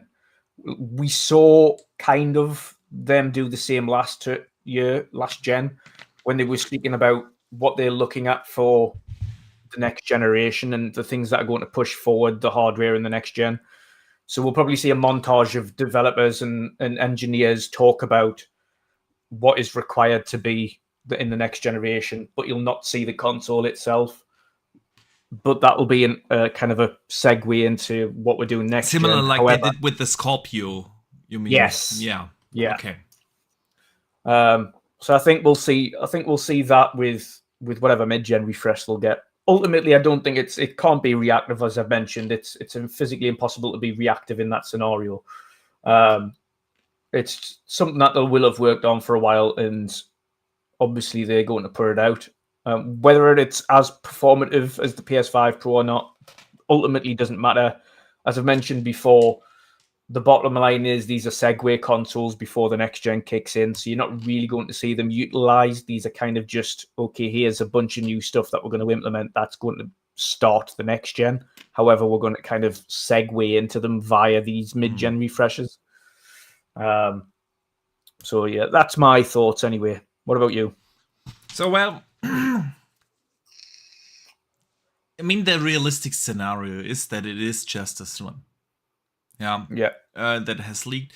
Phil, and I've seen a lot of people argue about, it's their version of the Pro and it might come in 25, but Xbox is gonna do that.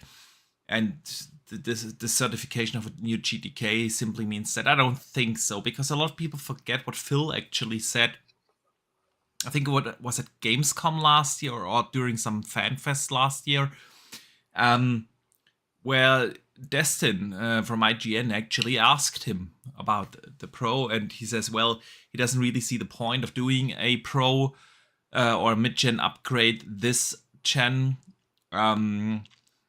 Basically debunking it. There was nothing in the leaks that, and those leaks were quite substantial, that pointed towards something like that. And I know plans can change, but like you said, hardware development isn't done in a year or two. Yeah.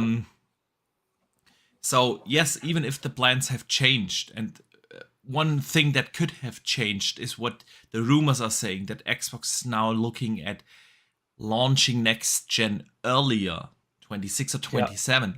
That is something that could have changed, because it would have given them enough lead time, 4 years around plus minus, to actually develop such a thing.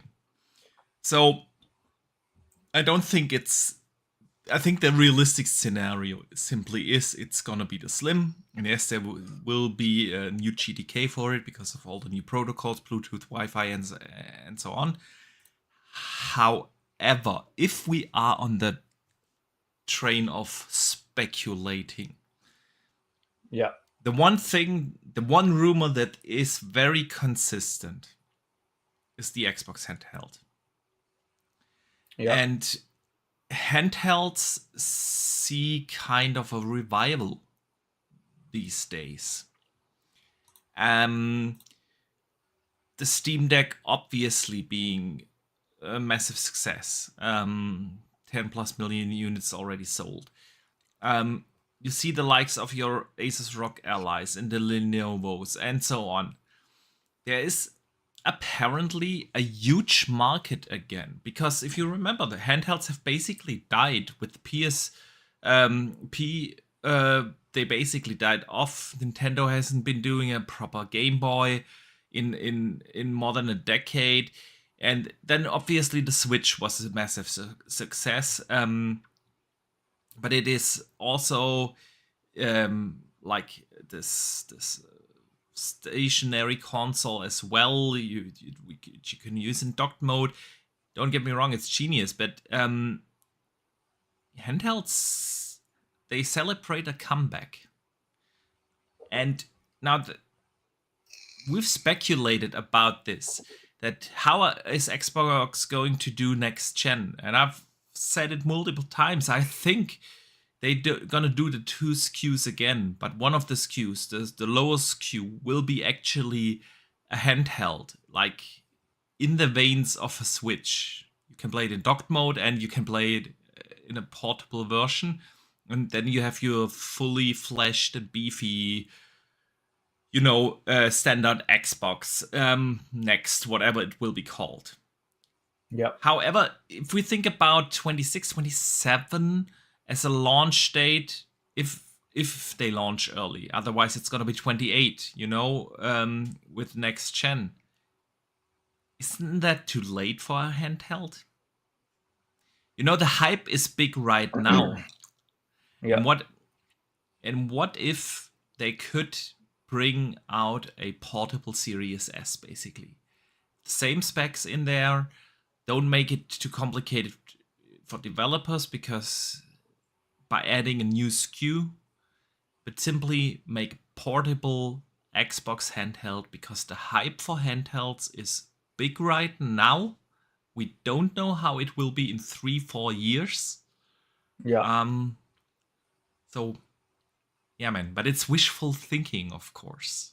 It is. But one can dream, right?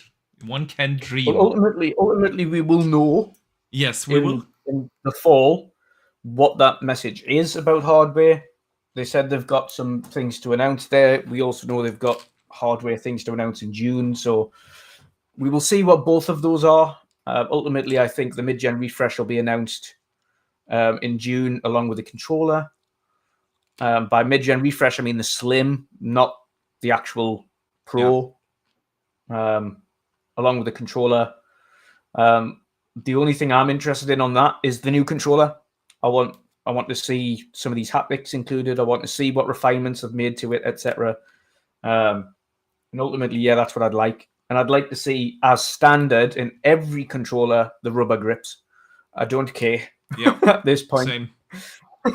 Absolutely They're same. doing it now. If you have a look on the design labs, rubber grips is pretty much one of the standard things you can get onto it now. So just put it in the standard version. Why not? You may as well. Absolutely. Couldn't agree more. I'm actually looking forward to that new controller. Yeah. That after pretty you know what awesome. it is, after many years of having these Elite 2s, I have one working version out of 3 now. Well, I never got the Elite 2. I only have the Elite 1 right here. You know what the issue? You know what the issue is? It still works like a charm. Yeah.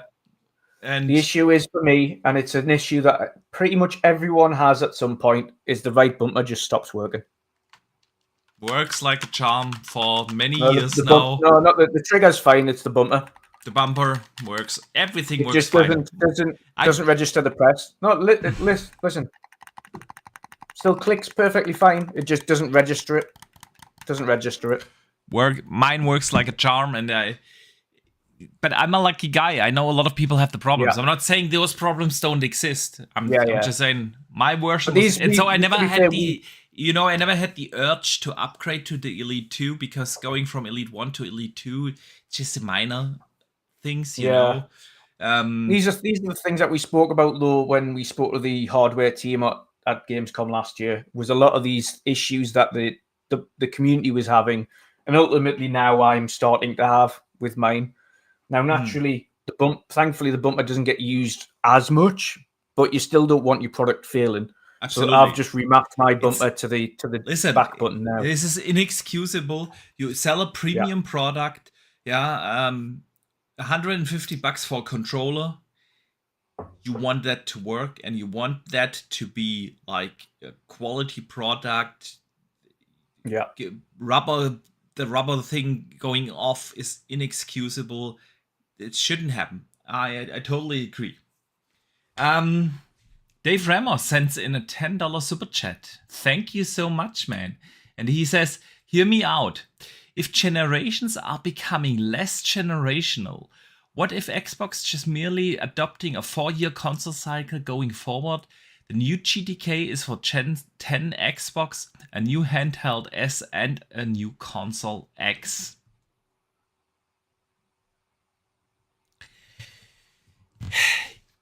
It would be awesome. Like, literally, if they get to this point where they can have like a 4-year cycle and actually make substantial leaps. I'd prefer a 4-year cycle. I would love that. But they would completely need to change the way how consoles work today. That's the problem. They would have to basically have a PC base layer, you know, where you are not bound to certain architecture, a certain generation, and specifically have to develop your code for a particular hardware set. Because the public is not going to adapt to a 4-year cycle. It has to be optional. You can't have like a quadrillion GDKs or SKUs out there that developers have to optimize for. So what you would need to do in order to get there is to basically have a PC base layer underneath where you are or you can develop your software hardware agnostic without optimizing for it in specific, and so that games can scale across these technologies. But I would love that we wouldn't have to talk about mid-gen upgrades. We would simply get every 4 years, if you want to, a new hardware, and you can have higher settings, better frame rates, and whatnot. I would love that. And I love, by the way, that he also put in the Xbox handheld SKU, because I know he loves the LA just as much as I do. But he's also in the problem right now. If you are a console gamer, you have a third-party problem when you want to get one of those handhelds. I debated with myself with every game, where do I buy it? Do I buy it on the console where I prefer to play my games, or do I get it on PC so I can play it on the LE, on the handheld? Third-party. And if you have a native Xbox solution, that would be completely awesome. Solves it, because it's Play Anywhere. It's Play Anywhere then, and then you can simply the third-party games you buy on your console can be played on the handheld. I would love that, man. So, where are we? We are looking at the results of the poll. We asked, what will the PS5 Pro price be? And actually, quite a lot of people voted for 600. That seems to be most people's opinion. 600 won with 52%. 650, 26% said that. Yeah, that would be my guess as well. 10% say it's going to be similar to what we have now with 550. And 10% say it's 700 or more. Interesting. So, somewhere in between 600 to 650. But yeah, man. Anything you want to add to this speculation about Xbox hardware rumors? No, I think I've covered what I think will happen. Good, man. Then let's move on and let's talk about a couple of other things. Game Developer Conference happened. Very tech heavy. I told you, we don't have many topics this week, but we have good ones. So, guess what, Dutch? One of the big things at GDC 2024 was AI. But besides, of course, a lot of tools to create games that utilize AI, like texture generation and stuff like that. A couple of things have been shown off, especially from Ubisoft and Microsoft. In-world AI is the buzzword of GDC 2024. Ubisoft has shown something off that they call Neo NPCs, where AI is actually used in-game for NPCs. So the NPC learns what you say, what you do, and reacts accordingly based on AI. And I love that implementation. Microsoft has shown off something very similar with Xbox Narrative Graph Tool.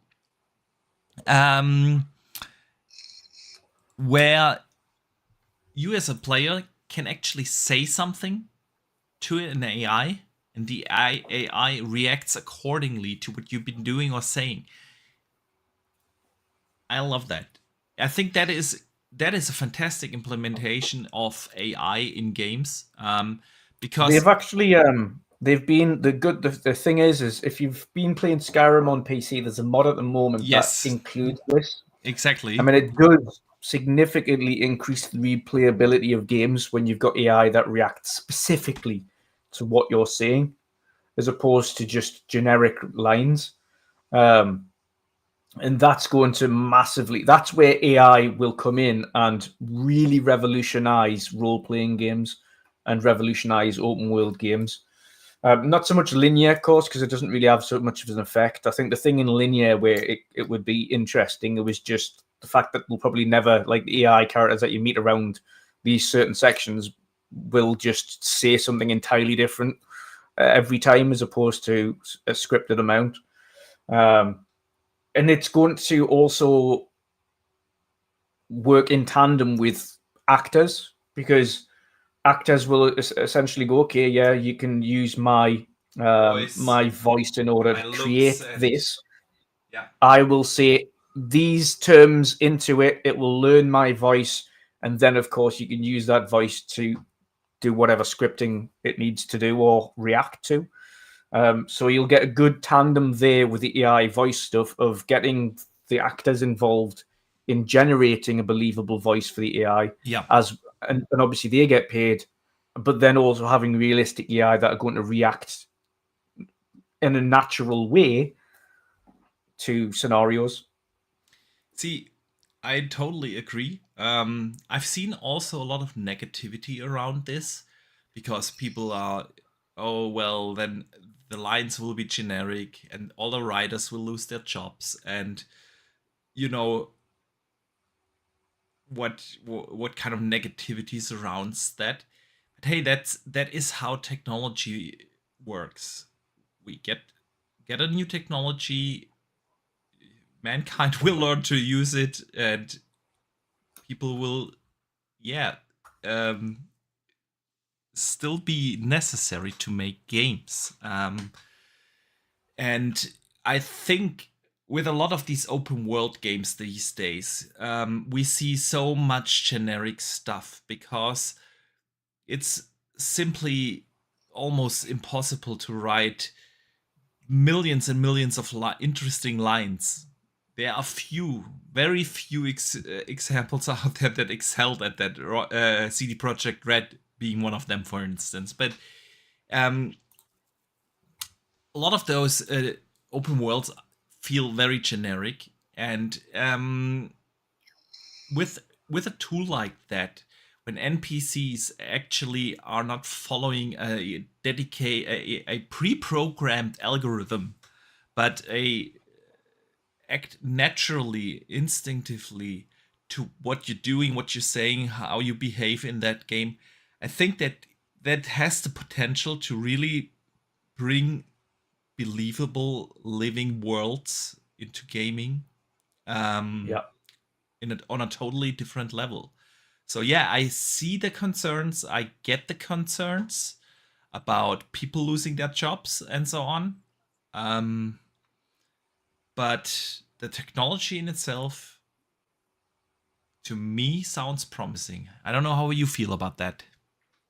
It does. It does if it's implemented in a non-nefarious way. It sounds very promising. It ultimately boils down to which developers use it for what, and if they use it in the right way, where it counterbalances the human side of it alongside AI, Yeah, then it will be fine. There's going to be instances where it isn't, and of course, at that point, we'll have to speak up about it. But the technology in the right hands, in the right way, can really accelerate gaming. it really doesn't mean that the entire story of a game is generated randomly by an AI or so. Yeah, it wouldn't make much sense if you've seen some of the jargon AI comes out with. Yeah. Yeah, exactly. It would just, you would be like, what is going on here? Like, I really don't understand what's going on in this world, because a lot of if the AI was left to just generate a script, it wouldn't make much sense. Yeah. Yeah. I agree. Another thing that AI doesn't, what I want to add to that, another thing that AI can never generate or replicate is general human empathy, human emotions. No matter how much it tries to replicate it, it doesn't really generate that. And I don't mean just in the voice. I mean in the way that scripts are written by AI. There isn't an emotive behind it. Getting to a climax in a certain story and playing with pacing and all those kind of things. Absolutely. That's why I still believe that for a long time we will have an overarching story written by humans.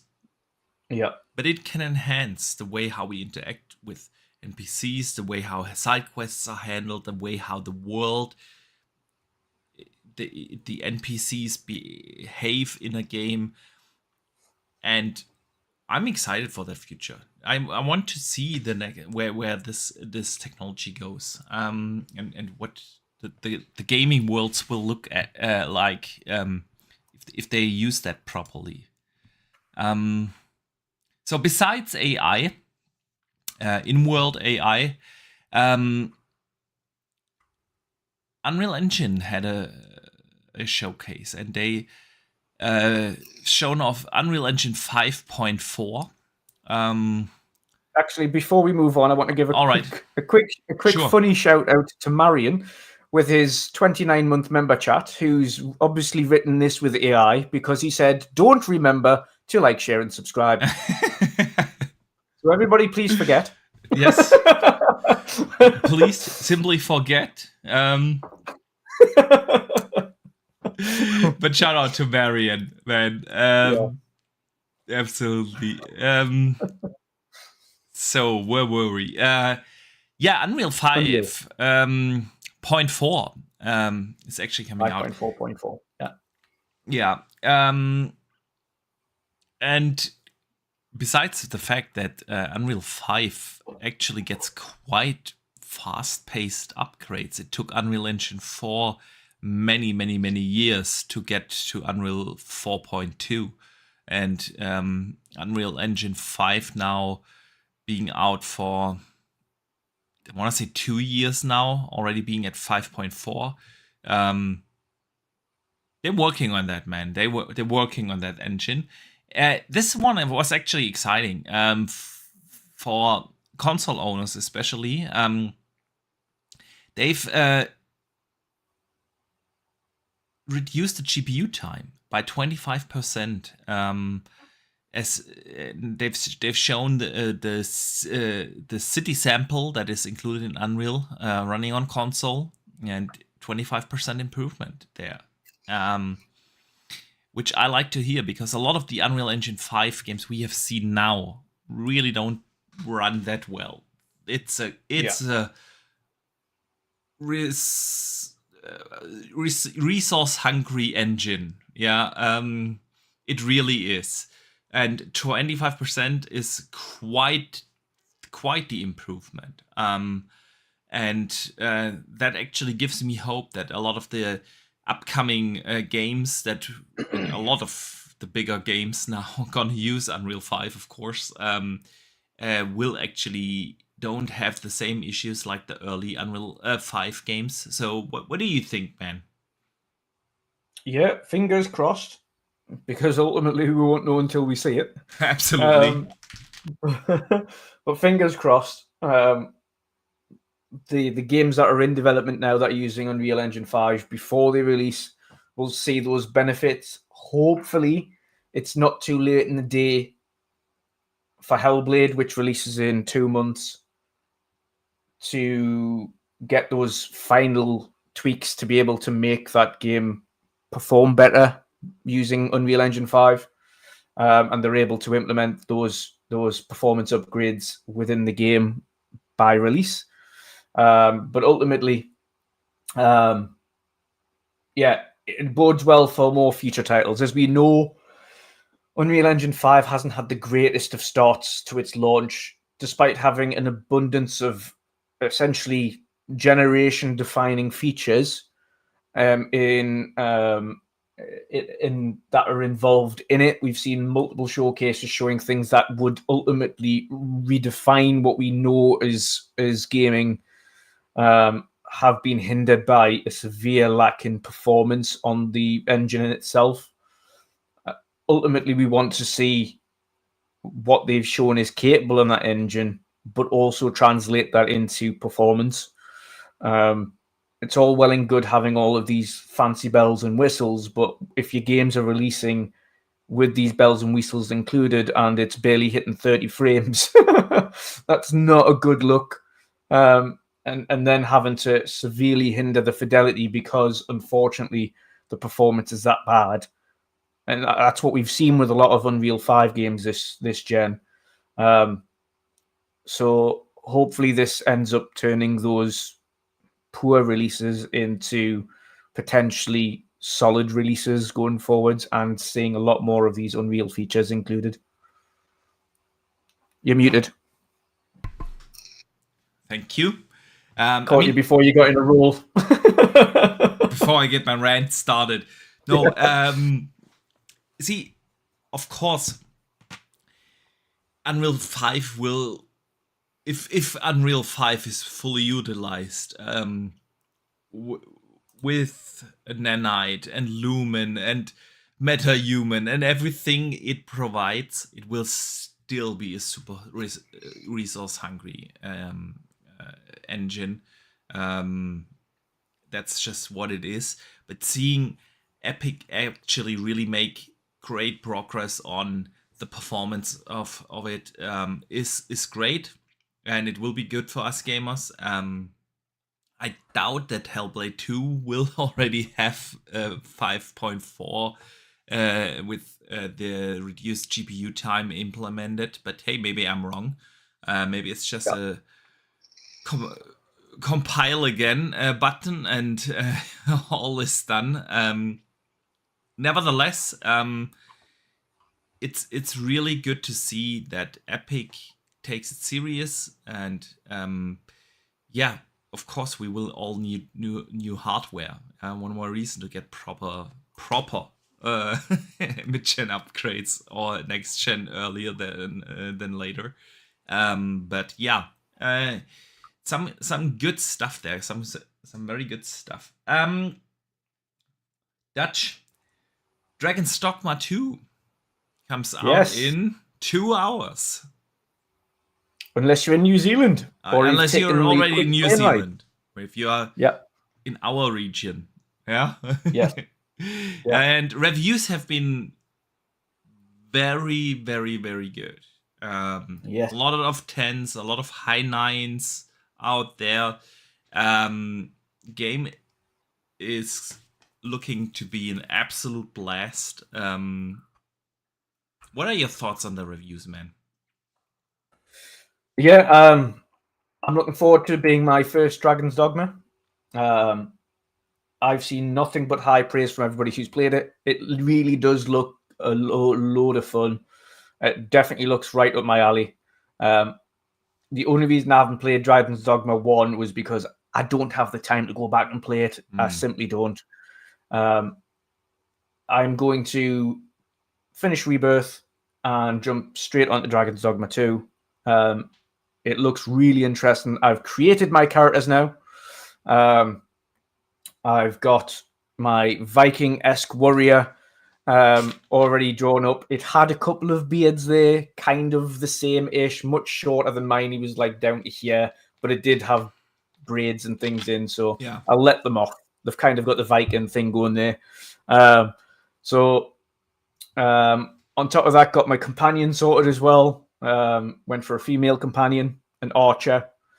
But yeah, from what I've seen of the game, from the reviews, from those who have played it, including Fantoser, is currently playing it right now in New Zealand.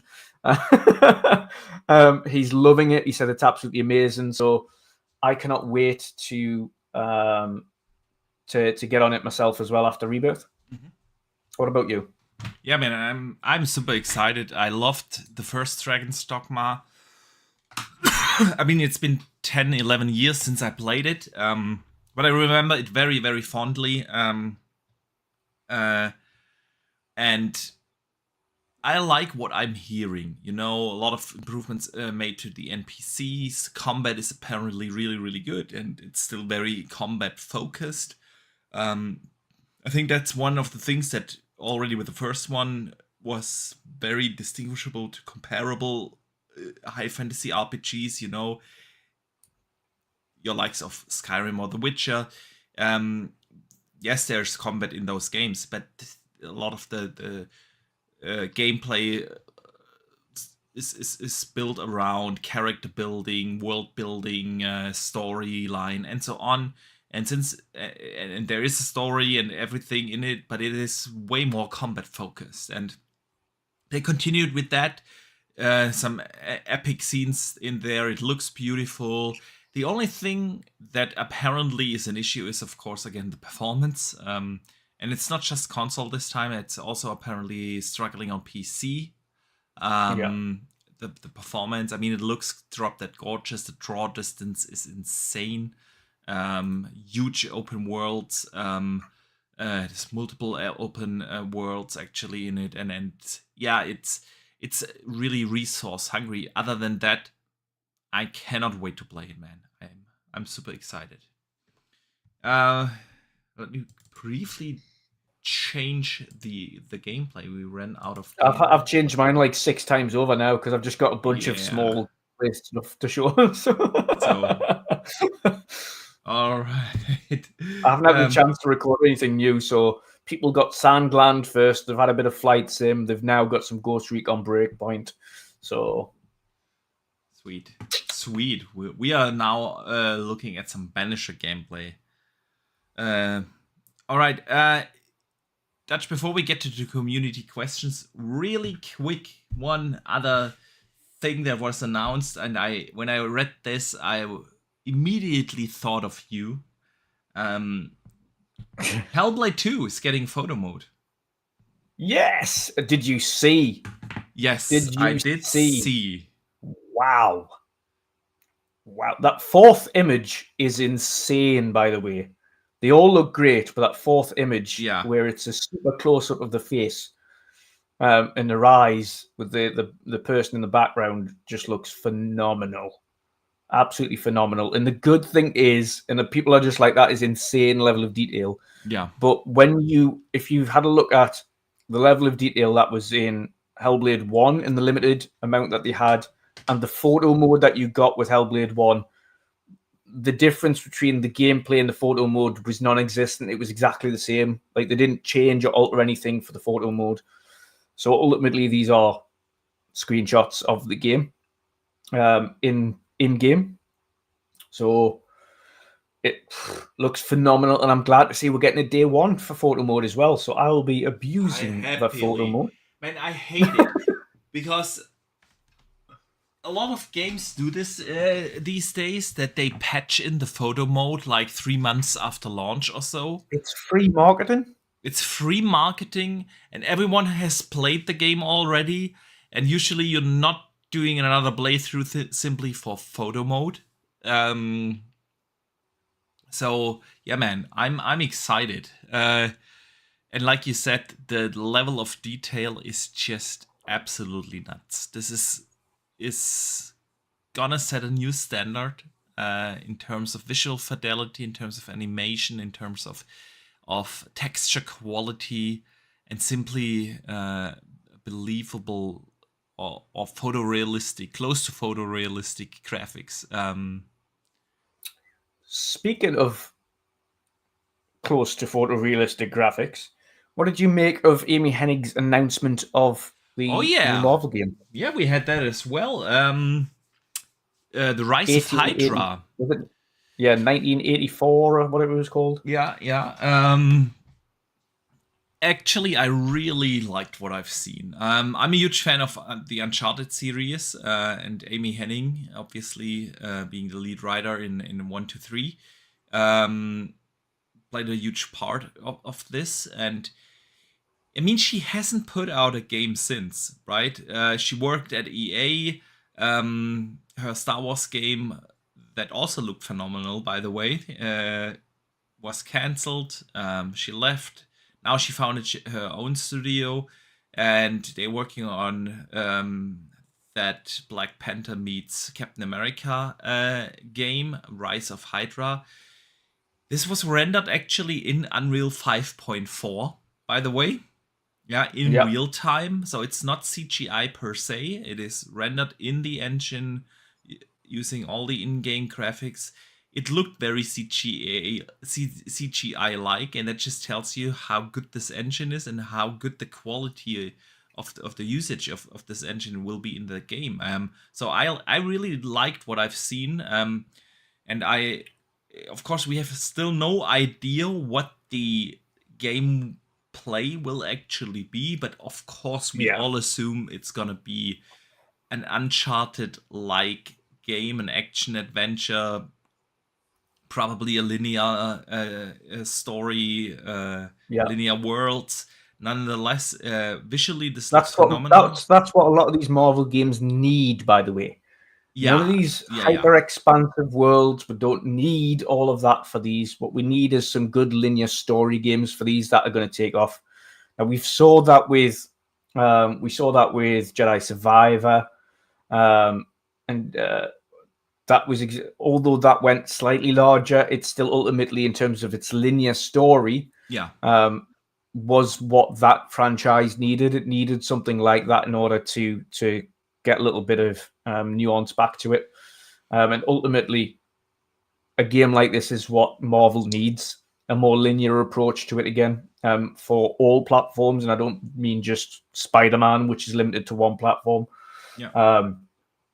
But one thing I always say, same with all of them, yes, it is an engine, but let's wait and see what the gameplay is like first, please. I know it looks super pretty, but that is the cinematics. We don't know how it's going to play or perform, and that is how true. that translates. That is true. So it looks phenomenal in its some of its parts, and we'll have to give the roses where it's due so far. It's ultimately still alpha. We'll wait and see what it turns out to be in its full. But again, what we spoke out before with regards to Unreal, if it is providing that performance boost that the engine so sorely needs, then this is the kind of stuff we should expect from the engine going forwards. Yeah, I agree. I mean, for a first reveal, other than the little teaser trailer we got last year, where they basically put on the logo and said, "Okay, we are working on a Black Panther Captain America game." For a first reveal, rendering it in engine, setting up the tone for the game. We know now what kind of art style they are going for. We know the tone of the game. We know the title that reveals, okay, Hydra is going to play a big role, of course, and everything. For that kind of first initial reveal, I'm totally cool. At least it wasn't CGI; it was rendered in engine, so I'm completely fine with that, and I cannot wait to see more of it coming out in 2025. Would be interesting. It would be for 24, 25, a pretty short development cycle. But yeah, man, I'm excited. I really liked what I've seen. Saying that, though, if it's a linear game, then that would also point to a shorter development cycle. You would think so, right? But then Hellblade took them still 7 years. Yeah, but I mean, yeah, there are. I would say shave off a year for a studio closing and the beginning of it. Yeah, but even the beginning of it, they had a whole new studio built for them when they come on board. So they had the baseline stuff sorted.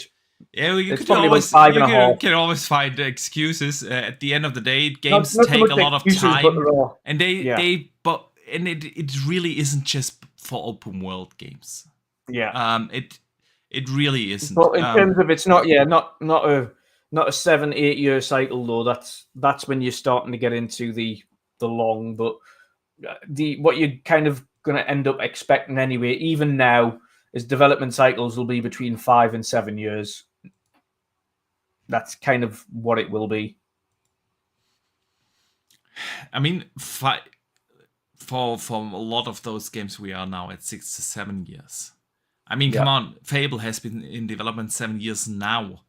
Yeah, Well, by the time it will come out, it will be 8 years. But that's yeah, I know it's open world, but no, I meant we should theoretically see something with regards to its release potentially this June. It's not far off being finished, to be fair. They've said it themselves. It's complete. They've done a full playthrough of it. Yeah, they have, and that was more than a year ago. I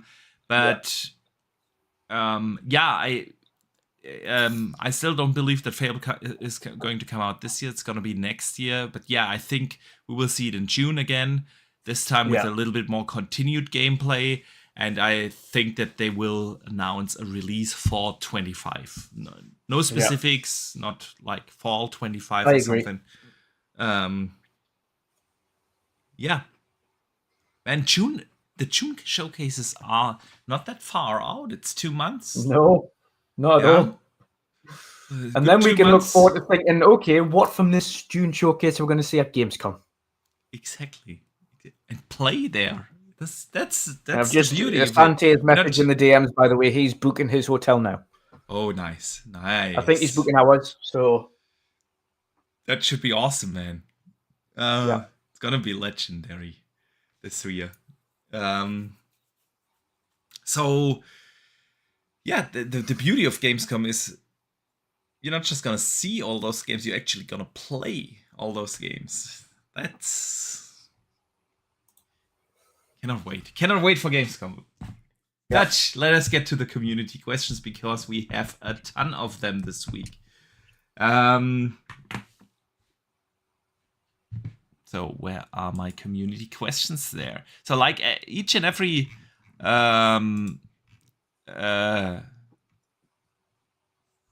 Wednesday, you can write in questions, topics, things you'd like us to discuss. Here on the podcast. You can do that on Twitter. You can do that here on YouTube. Send me DMs, send Dutch DMs. However you want to contact us, send in your topics and questions. And this week, we got a lot. Omitoni writes in and says, what live-action movie, anime, or TV show would you love to see made into a game, and what studio would make it unlimited budget?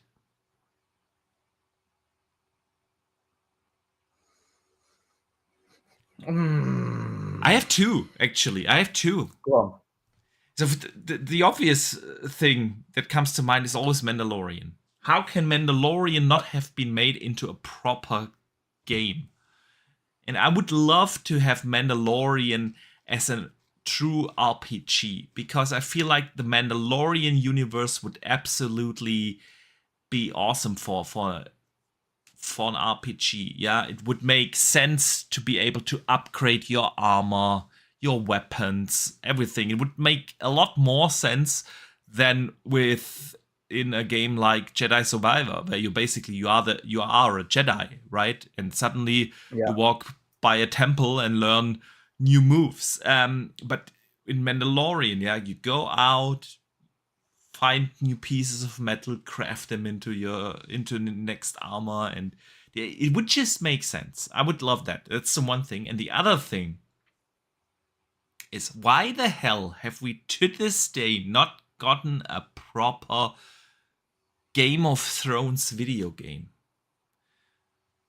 Yeah, House of the Dragon just earlier today. I don't know if you've seen. They launched the trailers. We've not gotten a proper game set in that universe. We had the Telltale game, which actually was good, but it's kind of this Telltale game. I want a full-fledged Game of Thrones game, or in that universe. You know what I mean? Yeah, that's fair. I think one of the ones that I want to see revitalized that we haven't seen for a while and wasn't even done to that of a great degree when it's originally released anyway on multiple versions was a new Deadpool, but featuring Ryan Reynolds as the voice actor for Deadpool, and give him full reign as to what he says, and have that many different responses that he can come out with, like he does in the outtakes of the game, that they're just absolutely random, and you can say these responses at random throughout the game. but have a full tilt, semi-linear game in there, like a smidge exploration, but mostly just linear, proper, full-fledged game for Deadpool again, in the kind of vein that we've seen with the likes of the 1948 or whatever it was called, one that Amy Hennig just shown off, like that polished kind of linear story game with Deadpool, but just hilarious. I'd love that. Yeah, that sounds fantastic. That would be fun. And then my World War geek would like to see more on a sim side, but finishing watching the likes of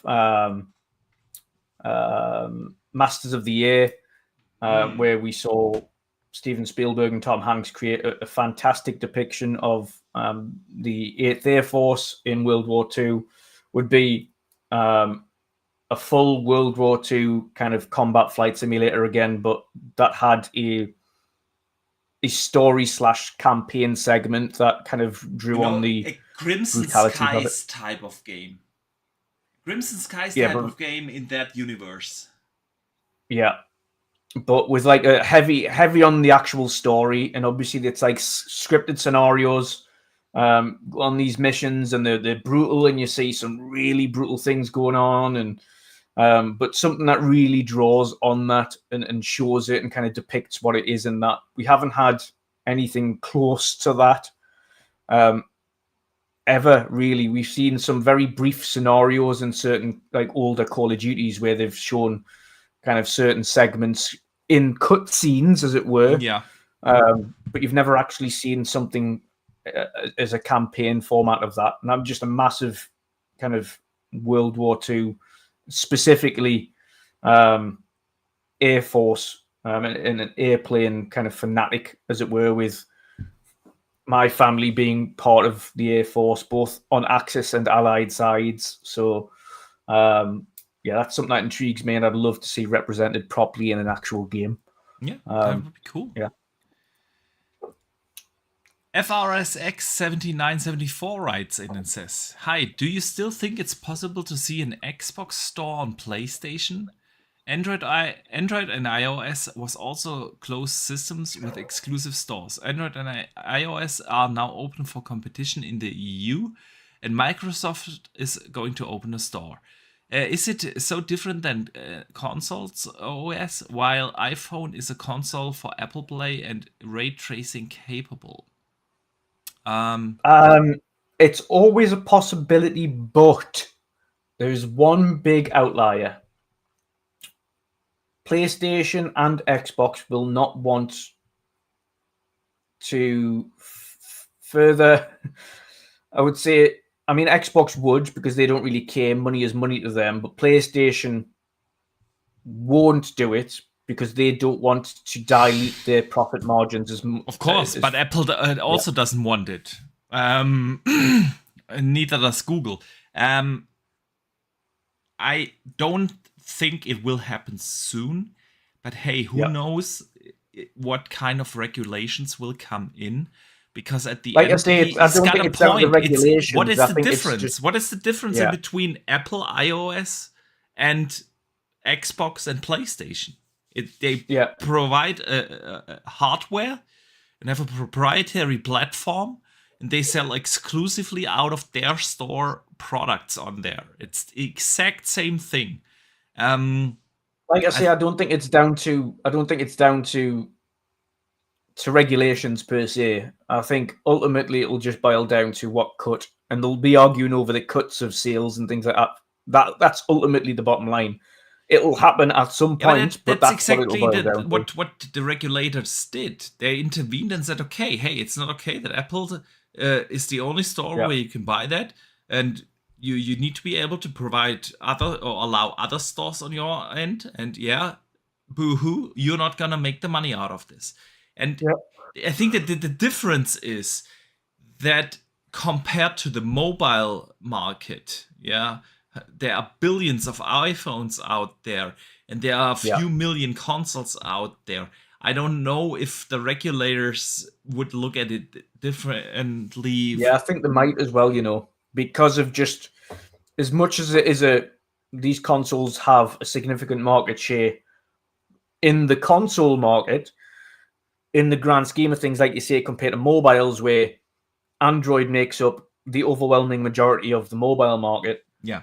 And iOS takes up in itself, Apple is the most popular brand of mobile.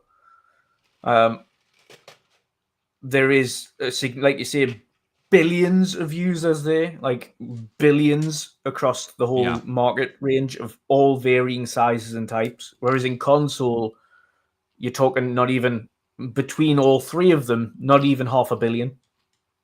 Agreed.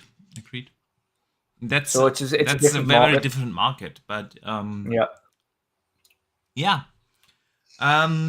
Ninja Scroll. And I think all platforms in that scenario will always say, listen, like, it's hard enough to sell these products as it is anyway. We do need some features and software that remain exclusive to these in order to sell them. Yeah. Ultimately, it's not like a phone. You don't buy a phone for the software outside of, okay, I like iOS versus I like Android. Ultimately, what we're talking about when it comes to the software is what is on the phones as outside of the operating system. Nobody buys it because you can get a game on Android, or buys an iPhone because you can get a game on iPhone. They buy it because they like the phone better, or they like the camera better, or they like the sound better, or the screen better, or whatever it is. It's always to do with what the hardware does. Whereas the consoles, to a level, rely on what software is on each platform in order to shift it. And we've been talking about it recently with the whole Xbox going third party malark. And we all stand firm in the thing that, although ultimately we think at some point most games will be playable everywhere, there will still be a need to have exclusive software on the platform in order to sell the hardware. Otherwise, there is no requirement for the hardware anymore. Yeah, agreed. Ninja Scroll 30 writes in, us Xbox gamers have a killer lineup for next month's Game Pass. Apart from knowing new IP coming throughout the year, 2 games each from you both under the radar that you have played, you like the community experience. What would they be? Basically, what are your 2 secret hidden gems you would recommend? Ooh.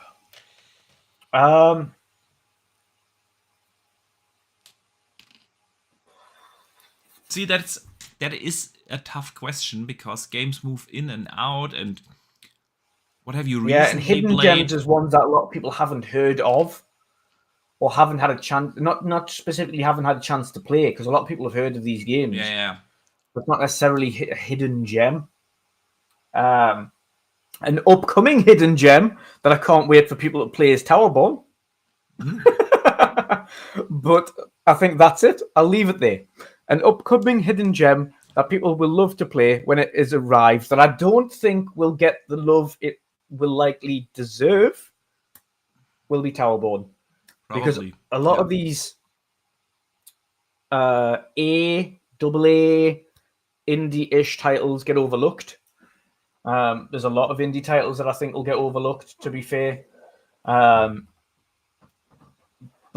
yeah, I think it's I could list mountains of indie titles that I think are hidden gems. I can't. In recent memory, Shazam was incredible. There are many out there. Gally the Epirus writes in and says, "Welcome back. Yeah, thank you. We have missed last week's show, unfortunately." Question: 007 James Bond has recently been in the news again with speculation about who will be the next Bond. If you were a secret agent, what would be your most sought after gaming related secret, and what spying techniques would you adopt to discover the secret? So for me, it would probably be, I would love to spy on Microsoft and Sony in their hardware departments. I would love to know what actual new systems. I love technology, so I would love to spy on those in those departments, see what is the next Xbox, the next PlayStation, and so on. Yeah, my thing for that is that I think to a point, they're very forward in talking about the technology in these things these days. With the Game Developer Conference and all of these things, a lot of the hardware stuff is spoken about in depth. So I think that's a bit different these days. For me, it would just what all insiders would love to have, and that is the ability to look at the entire portfolio of games that they've got for the entire generation. Okay, what have you got? What have you got? All of them. Let's see what you've got. What's in the works? All right. Get the entire lineup. Yeah. So Fantasur writes in, with the PlayStation 5 Pro specs being all but confirmed, will it be enough to make any real difference in new games performance as it's still so lacking in the CPU department? So I think we covered that earlier. And would just refer to that, but thank you for the question. Desi Baby, our pineapple loving brother from the UK, writes in, my question, Boxer Shorts, do you class a playthrough without doing side missions or anything else in a game a full playthrough?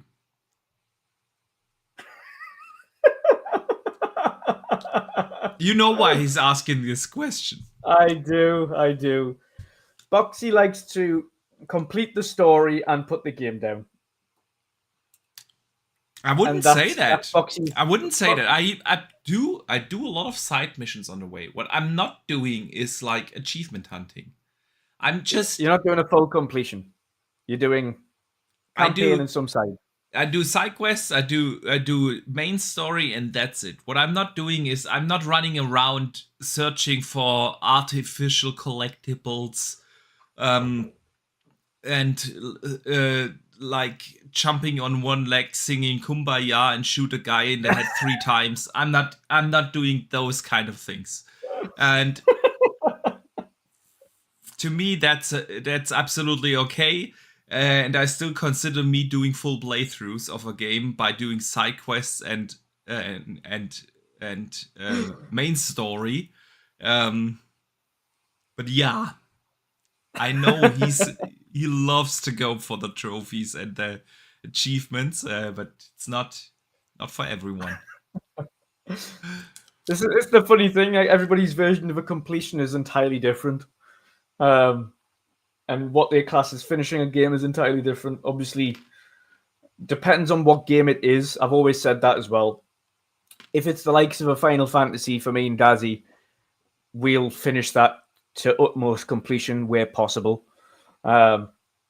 Certain games, you're like, okay, like I don't have time to finish everything, so I'm just going to finish the campaign, do a couple of the side quests, and I might come back to it, but ultimately you never do because there's just too much to play. Yeah. But then other games, like I say, you absolutely love and you want to milk it for everything, like you have for The Witcher, and Skyrim, for instance. And other people have done that as well. It depends ultimately on what it is. But I still don't look at achievements, and I have no idea how many game points I got out of The Witcher, and I've done 5 full playthroughs, including the side quests and everything, and DLC. Still don't care. I just don't care. I want to play the actual content. I don't want to do some weird artificial trophy hunting or achievement hunting. I want to enjoy the actual content that the game provides, and I'm fine with that. But let's move on. Says, isn't that an achievement in Far Cry 6 Kumbaya edition?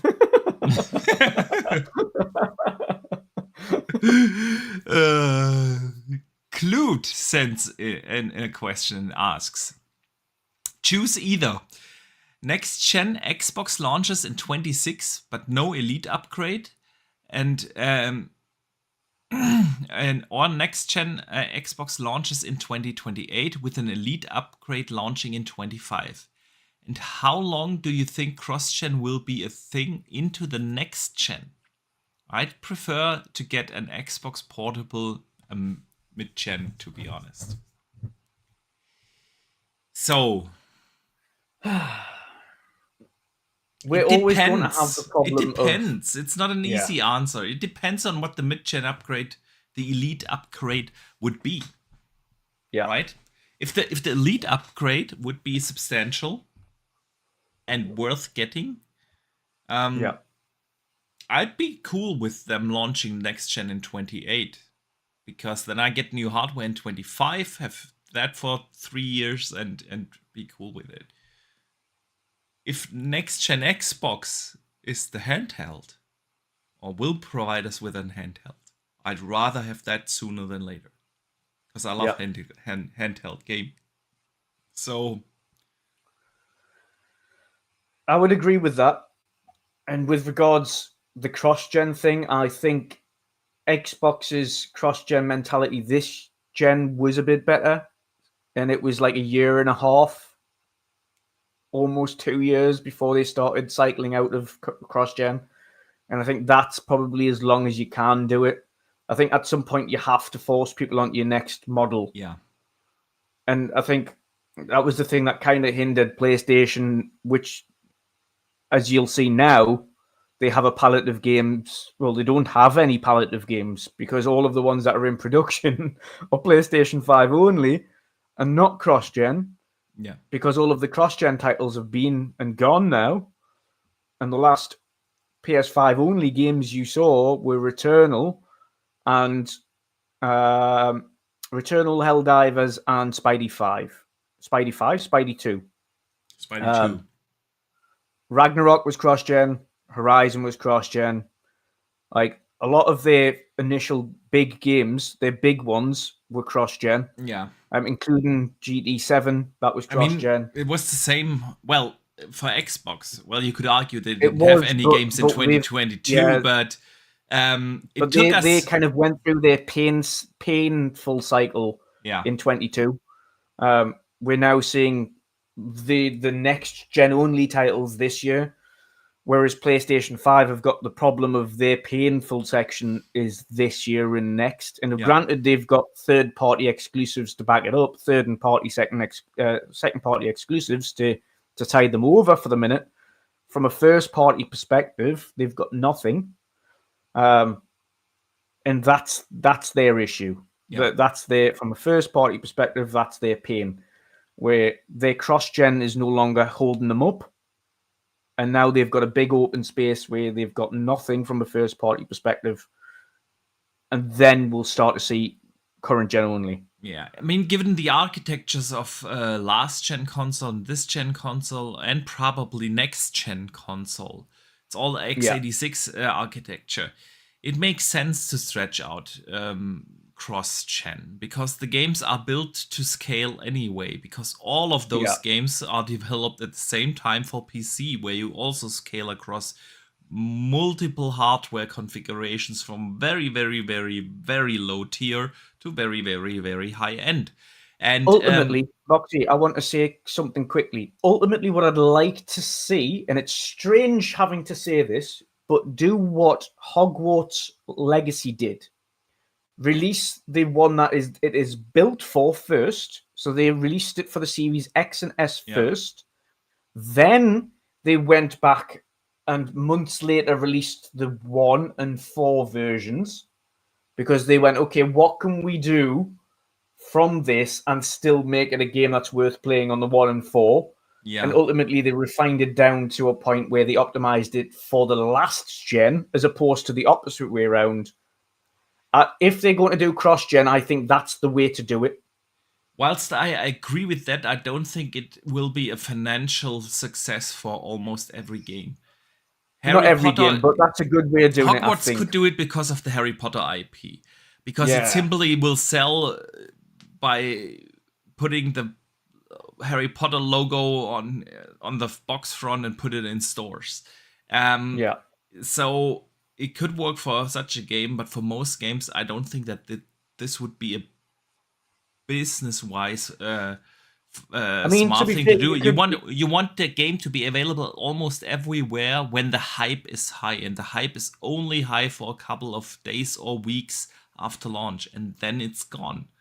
And releasing a game for last gen 3, 4, 5, 6 months later, there's no hype. It won't sell. So while I do totally get what you're saying, I don't think it's going to be a success on the business side of things. And I also believe that next gen, the cross-gen period will even be longer because of the way how the architectures are compatible, because of the ways how those consoles are now built to be backward compatible and everything. And also because that the entire strategy of the console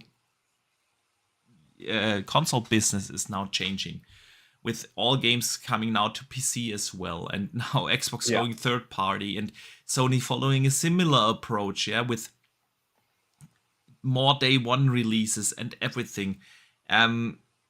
The console business will work on, okay, how can we bring that software that was used to build for one particular box to as many devices as possible, and hence cross-gen will be even a longer period. Whether we like it or not is a different discussion, but I believe that's going to happen.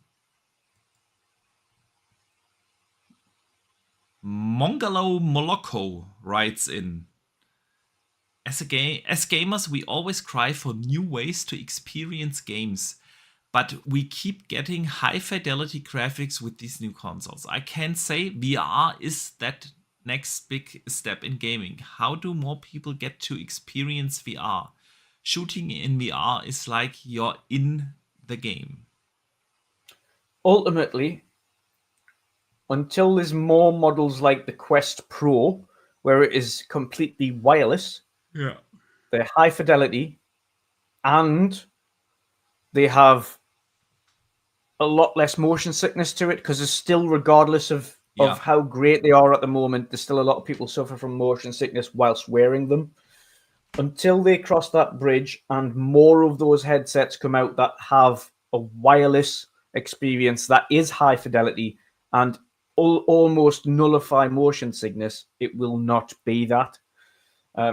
It's a niche market because of it. We'd love to be in a realm where it's like Ready Player One, but ultimately we're not in that space yet, and it's probably going to be a while until they get to it, because there's a lot of human factors behind VR that stops it excelling beyond that, and that's ultimately kind of an issue that only time will tell how they end up nullifying that issue and correcting it to a point where more people will adopt it. Also, the price tag really dictates. I think it really does dictate when you're talking about some of these, the best models available that will give you the best experience. They are still like anywhere between 600 to 1200 plus for the best models on the market that will give you that refined experience. There is no gateway model that is worth jumping into. There isn't. Yeah. And even PlayStation's best version is more expensive than their console, so it automatically makes it an expensive option as opposed to a buy-in. Agree. With VR, as immersive and great as the experience is, it has a couple of issues. The one thing is definitely the price. Yeah, you have to have a beefy PC to support a beefy and expensive headset.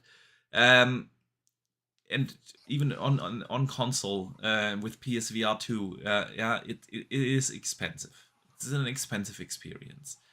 And that limits, of course, the market, because not everybody has the ability to invest a lot of money, that much money in it, or is willing to. Because not every gamer plays 8 hours a day, you know.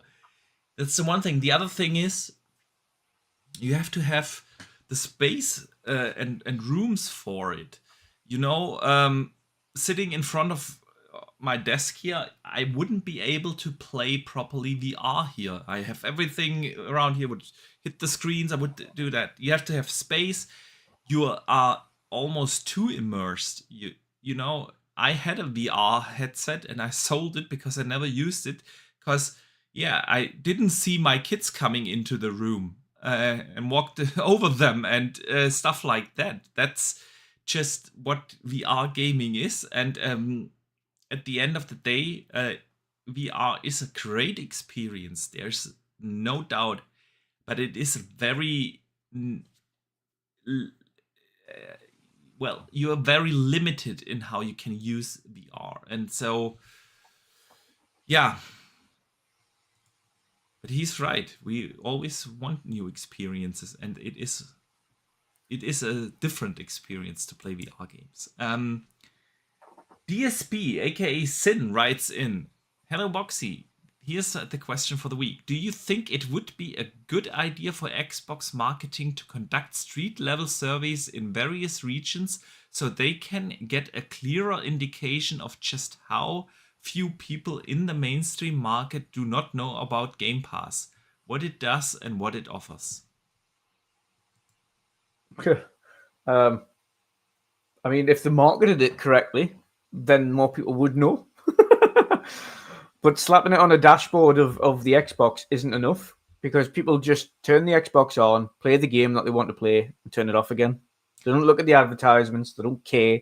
They're used to seeing advertisements around them every day on every platform they go onto, whether it be their mobile phone or on the TV, etc. Adverts simply, in terms of adverts in your handheld device or on there, you don't look at them. You just go, "That's the game I want to play. That's what I'm playing." Exactly. The issue is they're not marketing it the way they should be. Yeah. Like ultimately, what they should be doing with Game Pass is like in front of like Paramount's Halo TV series. Is there any mention of Xbox or Xbox Game Pass? Do they have any advert after it or before it? Is there anything that integrates Xbox to that? No. If there's ever something that's going to release in the cinema, for instance, you have targeted advertisement. So if Gears of War ends up releasing the movie and that goes into the cinema, you need targeted advertisement of Xbox Game Pass beforehand that specifically shows the Gears of War game. We've mentioned it before, but Game Pass has a problem where they try to show off too many things on Game Pass and not just a single item. With Call of Duty going into the Game Pass subscription at some point, what they ultimately need to do is say, like, Game Pass, you can play Call of Duty day one on Game Pass, and then just really emphasize just Call of Duty, and they'll be like, "Ooh, what's Game Pass? I can play Call of Duty on it, but what else does it do?" And that's the intrigue behind it, as opposed to going, "You can play Call of Duty and Forza and Halo and Gears and because then it just becomes just like a QVC selling point, and no one really pays attention. Yeah. You need to have a target audience for targeted things. If, for instance, you end up with FIFA in Game Pass, like it does every year, and you've got the World Cup tournament, or you've got the Euros like we've got this year, then you put a Game Pass advertisement on there.